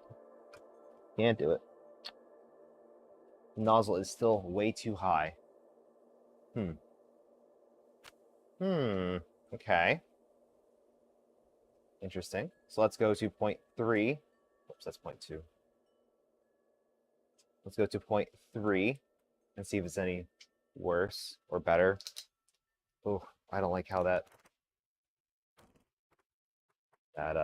thing is at all. That's not even remotely close. So, what I'm getting at is when I completely disassembled it and retightened this part right here, it's at too much of an angle. So, I get to disassemble it one more time and retilt that. Yep, okay, let's do that. Power off. Unplug it. I guess I can get you a better look. Getting pretty good at this. Getting pretty dang good at this already. I love being good at disassembling printers and reassembling them before I even print. It's not a bad thing to get used to your printer, but man, I just want to print something. So, move this. Move this.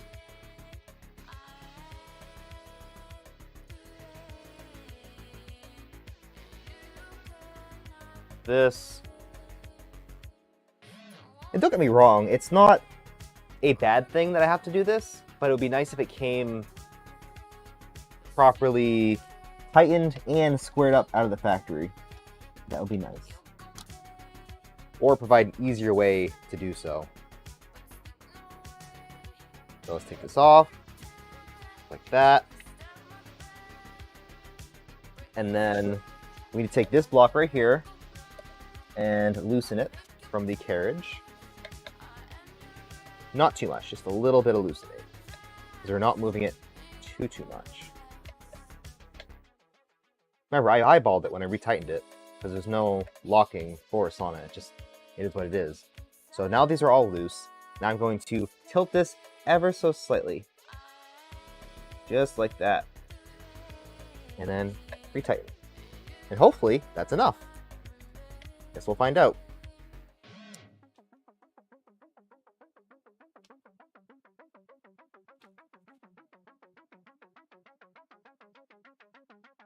Okay. Retightened. Now we can reinstall this part again. I guess you could also adjust it via this method, but again, it seems like the hole cutouts, like, you know, the drilled holes for the screws are exactly the same size as the screw. So there's not much room for play, which is a good thing for stability, but very bad for adjustability. Now we're going to screw this back in. Yes, I'm using the wrong size. No, it's the right size. Fine.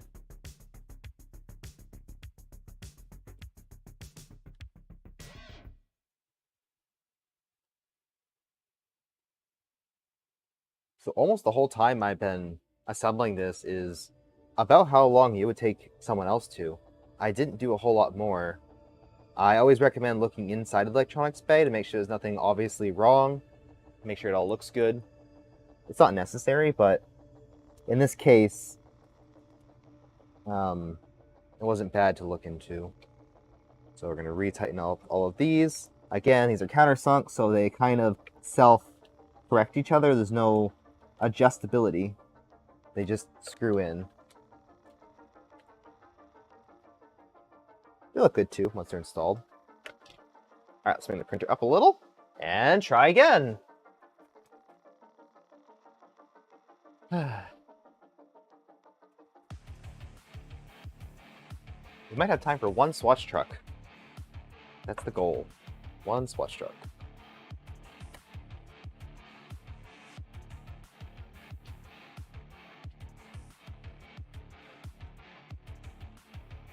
All right, so we're gonna go back into leveling, and we're gonna level.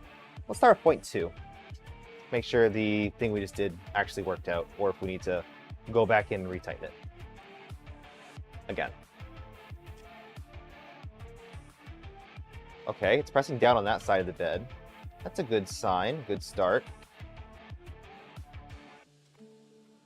Okay, let's see. So I'm screwing this in a fair amount. Okay. Okay. And it's good. It's fairly tight.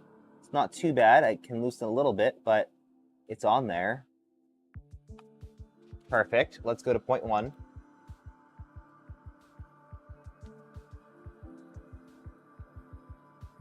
It's pressing down on the bed. That's good. I like that.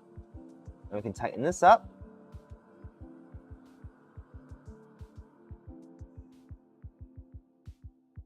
Okay, remember, this isn't with the bed heated. It did not tell me to heat the bed. I'm honestly not 100% sure if glass needs to be preheated or not during this leveling macro process. Ideally, you would have the bed heated when you do any type of leveling. So we're going to level it via a test print. That's the best method, in my opinion. This is on there, a little bit of resistance. Not too much, not too little. Looks good to me. We just want to get it level. That's the whole point of this. Ideally, you would use this method to get it level. Then, you would use baby stepping when you print something to get it perfectly trammed. 0.4.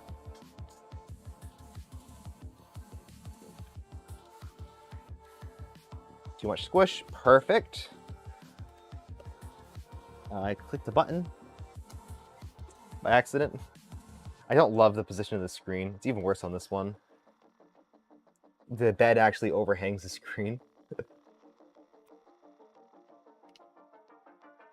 Remember, we are doing a giveaway for Polymaker Filament, so make sure to fill out that form. I'll be drawing as soon as we start our first print. And you have to be here to win, so make sure to stick around.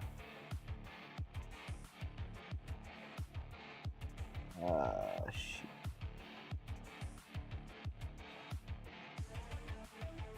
Okay, that's good enough. Good enough. Let's preheat the bed. Heat bed, let's bring it to 60. And let's even preheat the extruder to, like, I don't know, 120, so we can load some filament.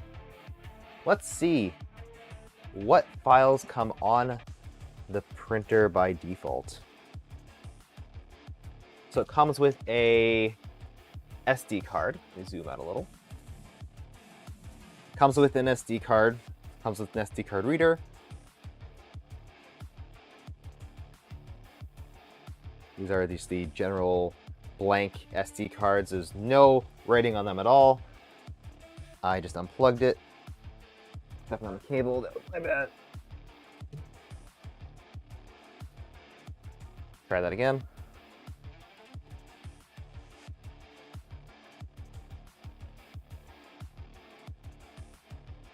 Bam, the heat up button. There's no macros for heating. You have to do it all manually. If you want to see a review on this firmware, check out my review on the KP5L. It's essentially the same thing. This one even has a filament sensor. It has a filament sensor, but does not have a Bowden connector. That's not great. Okay, well, one thing at a time. What does it come with? It comes with SD. That is all in Chinese. I can't... STL. No files found. Okay, no files. Alright, nothing on there. Or there probably is in some weird spot. Or if it is, it's in Chinese and I can't... I don't read whatever language is on there. So let's plug this into the computer. Let's see what's on there. Alright. I got my plug right here now. So the bed's preheating. We'll do a couple sanity checks before we start printing. But let's get this plugged in.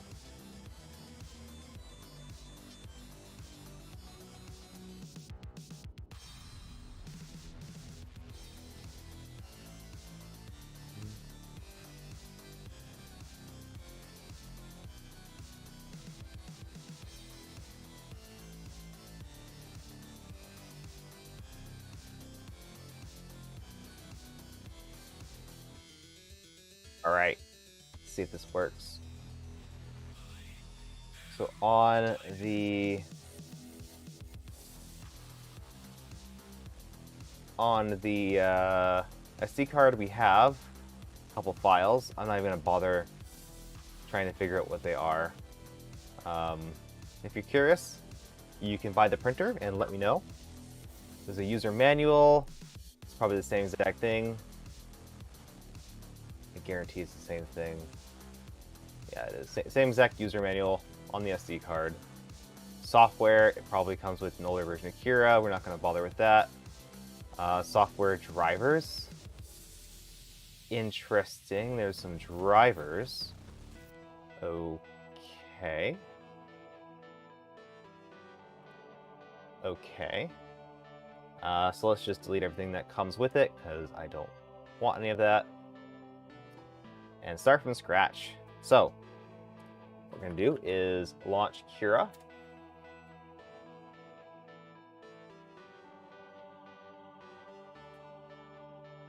And also launch Fuchsia Slicer.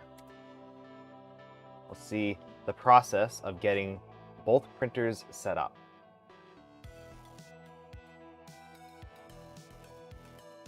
Okay, so Fuchsia Slicer launches a lot faster, apparently. So to add a printer in Fuchsia Slicer, you hit Configuration Wizard. Not using the newest configuration. Sure. Added. Okay, no, we don't. So a couple of materials we don't have. So we hit Configuration. We wait. Is it frozen? Yes. we want to go to other vendors, and you can click which vendors you want. There is no Kingroon in here. Is there? Am I just missing it? Guess not. What profile did I steal the KP? Huh. We don't need any cubic. We keep Creality. So typically, if you don't know what printer you have, you can click Creality, and that gives you the Ender 3. The whole Ender 3 stuff.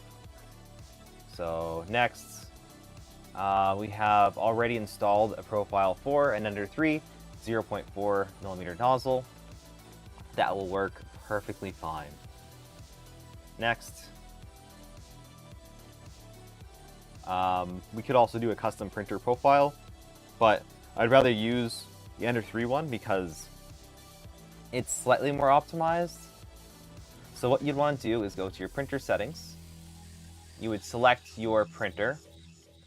In this case, Ender 3 0.4mm nozzle, and then adjust the settings. So step zero is to do this. You take your printer and you home it. Home all.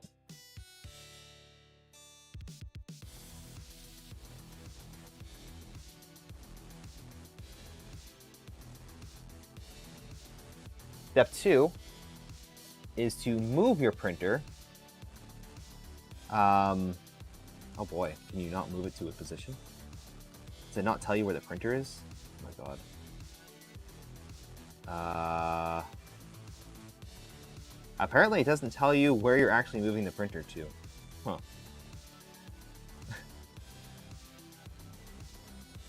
Okay. It's really not? Okay. Well, it doesn't tell you where the printer is, but you'd want to move it to 0, 0. So I guess we can assume... I don't really want to do that. Bring both of them all the way over and see where the nozzle is. So the nozzle isn't quite at the bed 0, 0. So I'm guessing, I'm just going to guess that our bed shape, so yeah, the origin on Ender 3 is already set to -3, -3. We'll stick with that. And this is a 210mm plate, so we're going to set this to 200 by 200 with an origin slightly off. So let's see if that works. And our print height, I don't even know. I don't know what it is. Specs. The Pro is build volume at 200 cubed. Okay, perfect. So this is going to be set to 200. There is a Z offset button on here, so you can use this to set your Z offset. I'd rather do it on the printer. Marlin Legacy, that is fine. I think it's actually Smoothie. I think that's what firmware it's running, but we'll stick with Marlin for now. And then we're going to save this as a Kingroon KP3S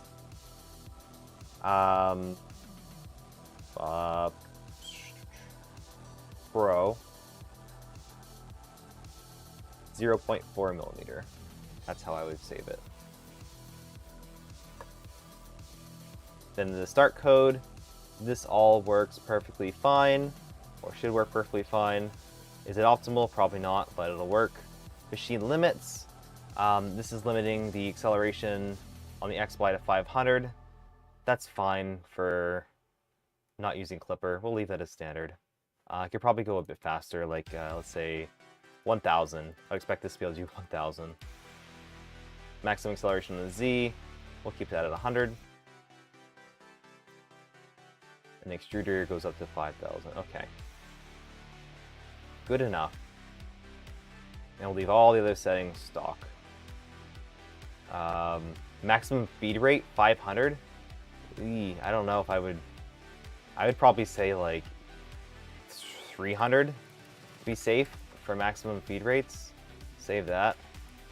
For the Z, 10 is fine, and the extruder 60 millimeters a second. I'm not 100% sure what the max speed would be. The default value is 120, so we'll leave it like that for now. Next, you need to pick a profile. So there are system presets for that specific profile that I copied. So I'm going to select 0.2 normal, go down to output option dependencies, and then detach from system preset. Yes. And then this will just be that detached. I can also save this as KP3S Pro.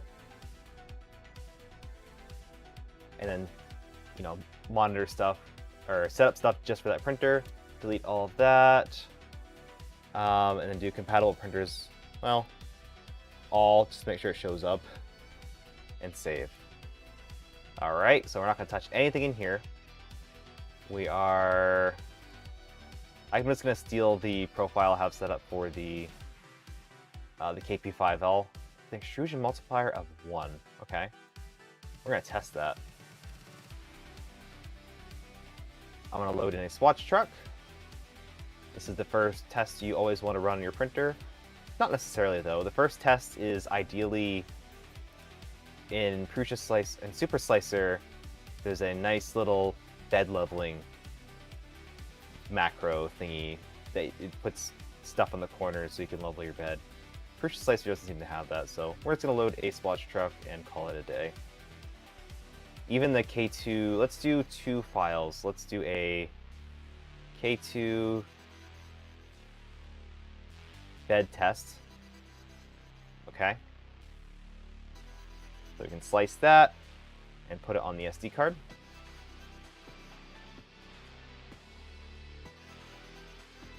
That's funny. So it does show where where it's gonna extrude. I'm guessing there's bed there, but in this situation it would just be extruding off of the bed. And then we'll also do a new project and load in a swatch truck.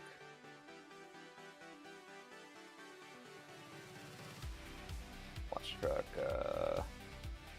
here it is. Perfect. Same thing, we're just gonna slice it and send it. 36 minutes, seems reasonable. Great.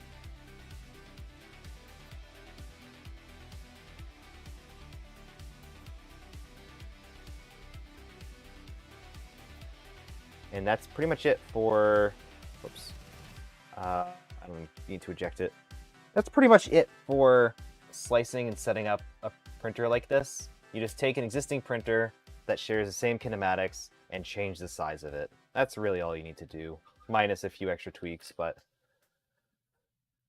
in something like Cura, there should be a KP3S already in there.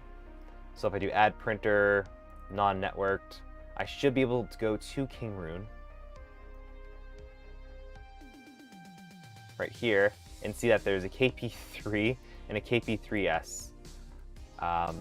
Yeah, I don't know the difference, but you can select one of them and then name it Pro and then change the build volume, and that should also work.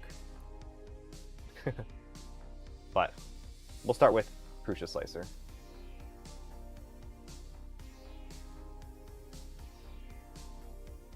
So just load this into the printer. I've been preheating the bed. Let's see if it's still preheating. Yep, this has no thermal. It doesn't shut off after like 10 minutes compared to a Voron or other printer that has a timer built in. So let's hit printing, and let's do a test bed. But first, we need to load Filament. So they provide you with these rollers. I'll use them. Why not? What do you want me to print with? So it loads in like this. Oh boy. Now this is in the way. Let's just throw in some, I don't know. What color is this printer? Orange? We're throwing some orange Polymaker PLA Pro. That has a K2 clip attached to it. Nice. Contains the filament quite nicely.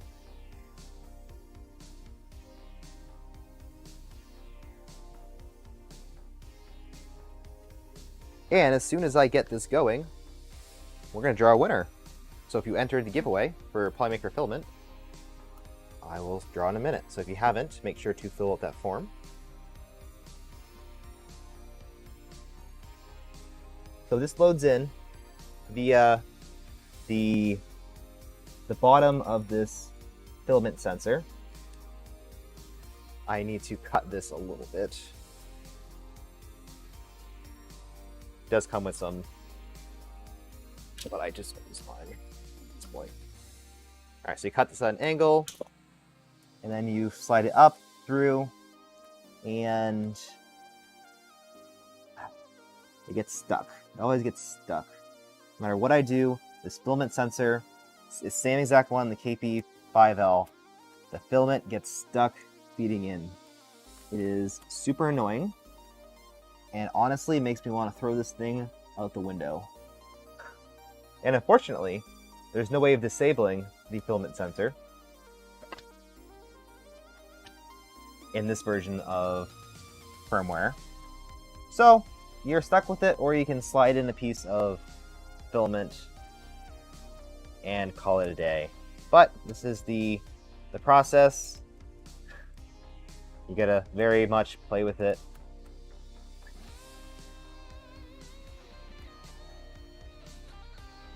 Maybe cut it like a different angle. There we go. Now it goes through. Yay. Comes with a little bit of Bowden tube. Oof.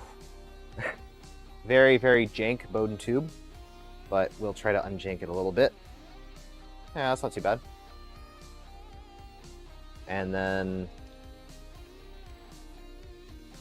oh, wow. Eeh. And then feed this through, like this.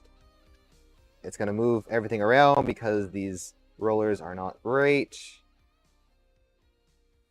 Okay. Now, does this lock in? It does not. So the Bowden tube, it kind of sits on...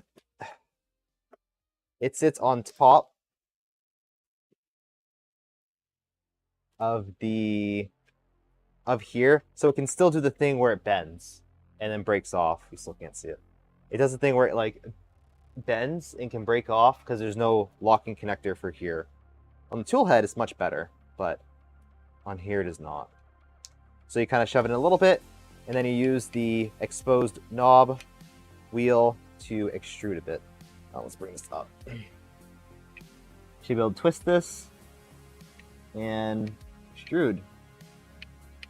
Should be able to twist this and extrude. I'm getting stuck somewhere.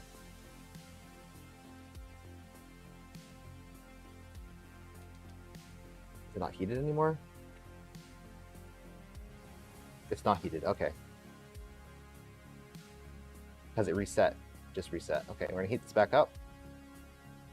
I like to manually load in the filament the first time. So while this is going, let me do try the giveaway. Let me see how many people entered. This is more of a test on the giveaway system. We'll see.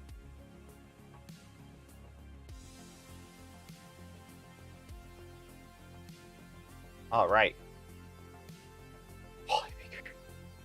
Nick,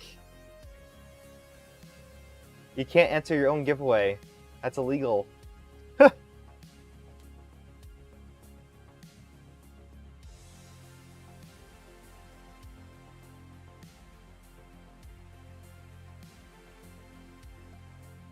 Alright.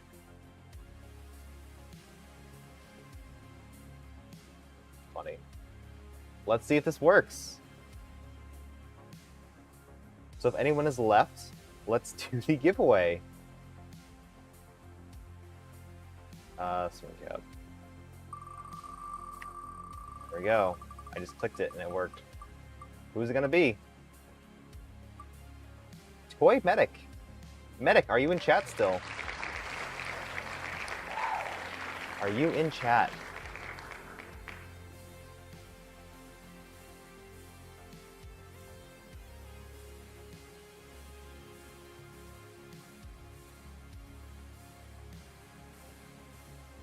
Give you a few minutes.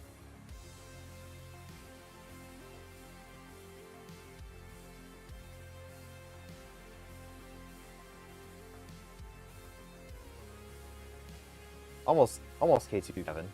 Almost.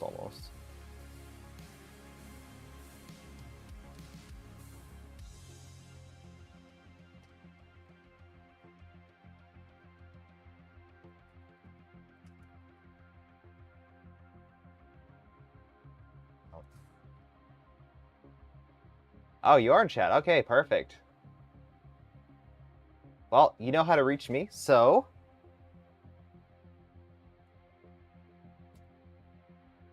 We'll call it a day. Okay, so I can remove. Oh, okay. And then I can click it again. Okay, well, I accidentally clicked it moving in. What I meant to do was shuffle and then draw. So that was a test. So congratulations, you won the first test spool of this system. Now I need a number between, there's 10 entries, I need a number between 1 and 10. 1 and 10.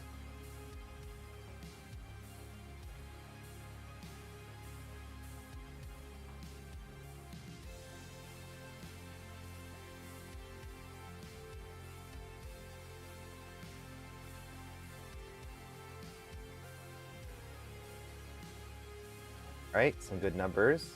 Let's do... All right, so we're gonna do 6. 1, 2, 3, 4, 5, 6. I'll do 7. 1, 2, 3, 4, 5, 6, 7. Then 5. 1, 2, 3, 4, 5, 3. 1, 2, 3, 2. 1, 2, 3. 1, 2, 3.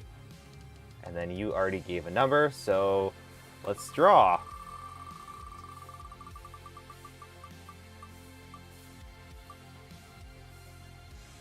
Polymaker, congratulations! Are you in chat? You just won a giveaway for a spool of Polymaker Filament.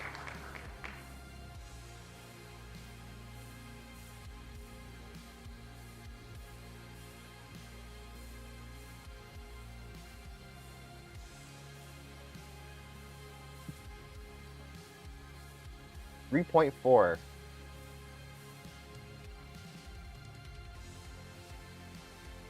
Alright, let's print something. Printing, let's do the test bed.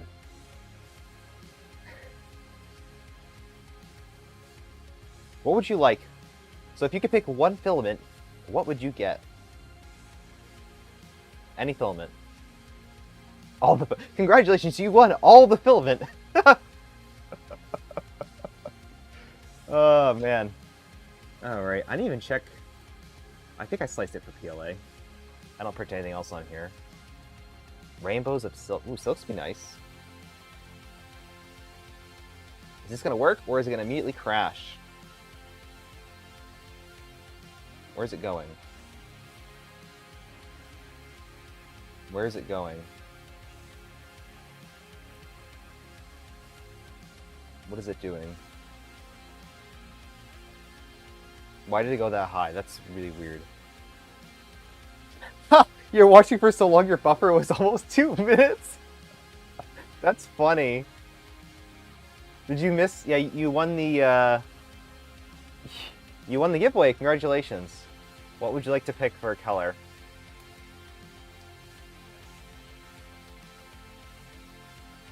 Alright, let's see if this thing is printing. Okay, the offset looks okay. It looks reasonable. Good. I can tell you it's not nearly squished enough. So we're gonna manually set the tensioning.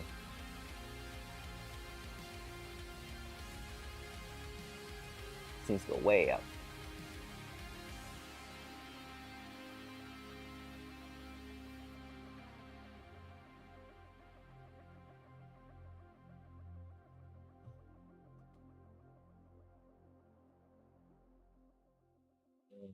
This is the part I hate because it takes 10 years to actually level your bed.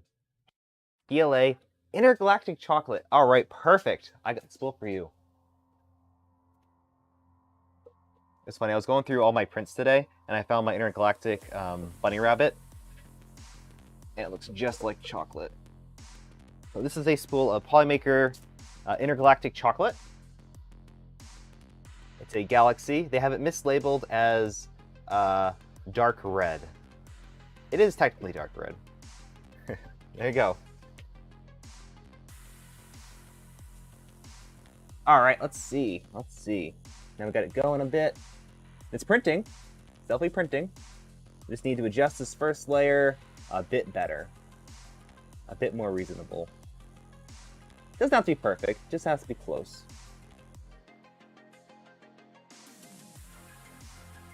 Your rack is painful. Yes, my rack is painful. At least it's organized. It's an organized rack.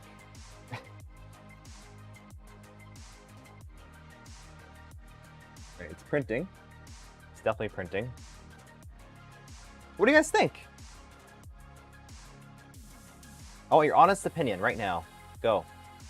And while you do that, I guess I owe you a remove Polymaker.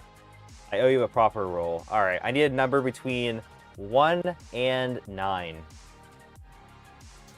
1 and 9. Back to work. Hey, thanks for stopping by. All right, I see 9. 1, 2, 3, 4, 5, 6, 7, 8, 9. Another 9, I'll skip that. All right, I see 3.1453. Okay, so 1, 2, 3, and a really fast click. Perfect. Let's go.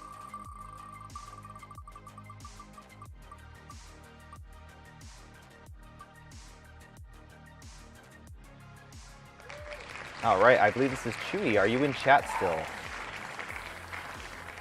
Yes, you are. Congratulations.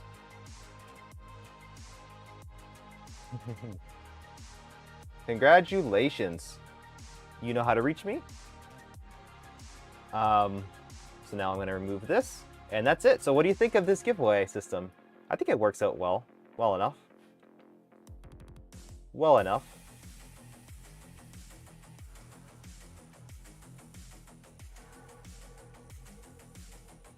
It's fun. I don't like having to collect people's information. In fact, I'm just going to... Oh, I'm gonna check and see. Did you message me on Discord? If you won?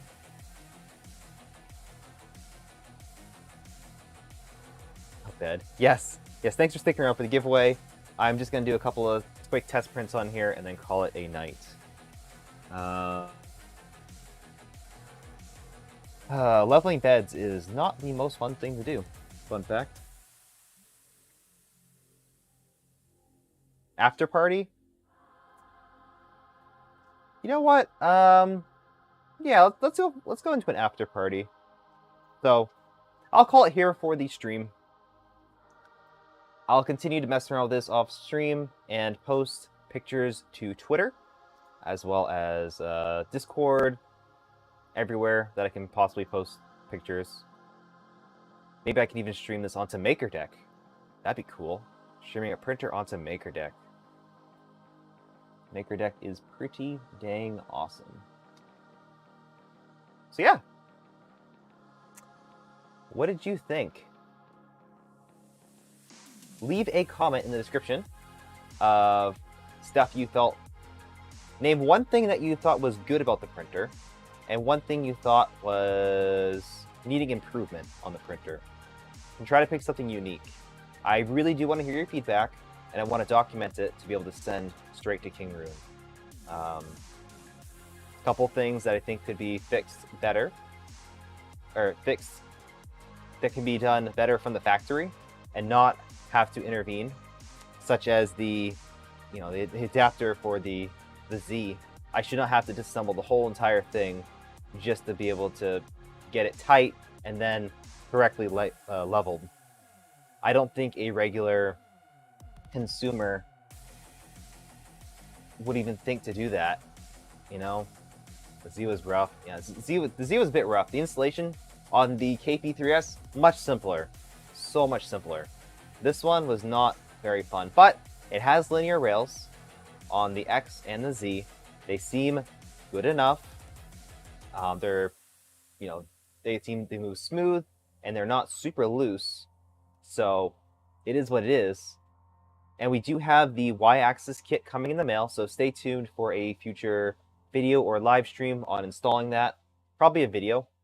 We'll install that and install the PEI sheet on here as well. Potentially a probe. I don't know.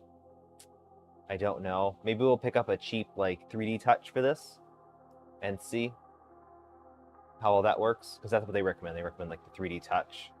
I don't know if I have enough BL touch wire, so it's printing fine. It's extruding. It's nothing unlike any of the other Kingroons. Same exact thing as the KP5L, except slightly different tool head. Does not have the KPS logo on there. So every one of these is a slight variant of each other, but they're all the same thing for the most part. Oh, that's where the wire is supposed to come out on that side. Okay, do it wrong. I can see it's grinding a little bit. I see filament being left over. So maybe the tension's too tight. You can adjust the tension on here. It's a Titan extruder clone. Other than that, let's see, this motor, warm. Okay, that's good. It's good to see a warm motor. The Y-axis, not that warm, a little bit warm. X-axis, I'd say that all this is slightly above room temperature. They're not hot. But that printer, the KP5L, was a fair bit colder than I would like to see. You don't want your motors to be cold. That means that they're not really working to their potential. It seems a little better. I need to have more squish on this side. So that would be screwing it away. This, maybe? I don't know. Alright, well. Cheers. Thank you for joining. Check out the description for links to the printer. Kingroon did provide a discount code for their website.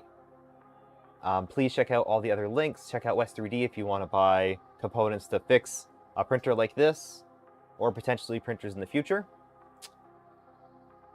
Make sure to check out Polymaker. Thank you for giving me a spool. You can win yourself some intergalactic chocolate. It's a very nice color. Makes stuff look like chocolate. What else do I have to say? I don't know. Overall, this printer was just a worse experience than the KP3S. But time will tell, and I will make sure to provide updates. So, bye!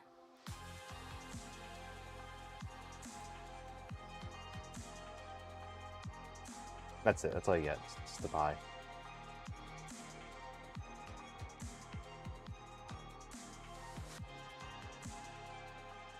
Let's see how long people stick around for. You just be chatting for days, months.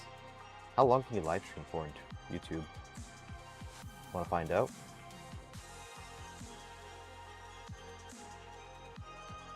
You're still here? Why are you here? Go away. Who is Zombie Hedgehog? My name is Austin, and I'm a 3D printer.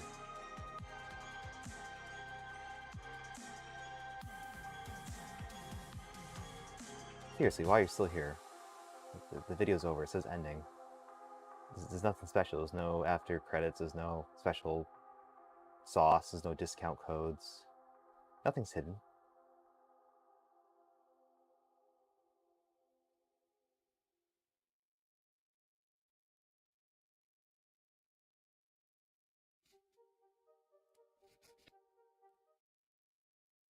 There's no music left. Seriously, you could leave now. It's fine. The stream's over.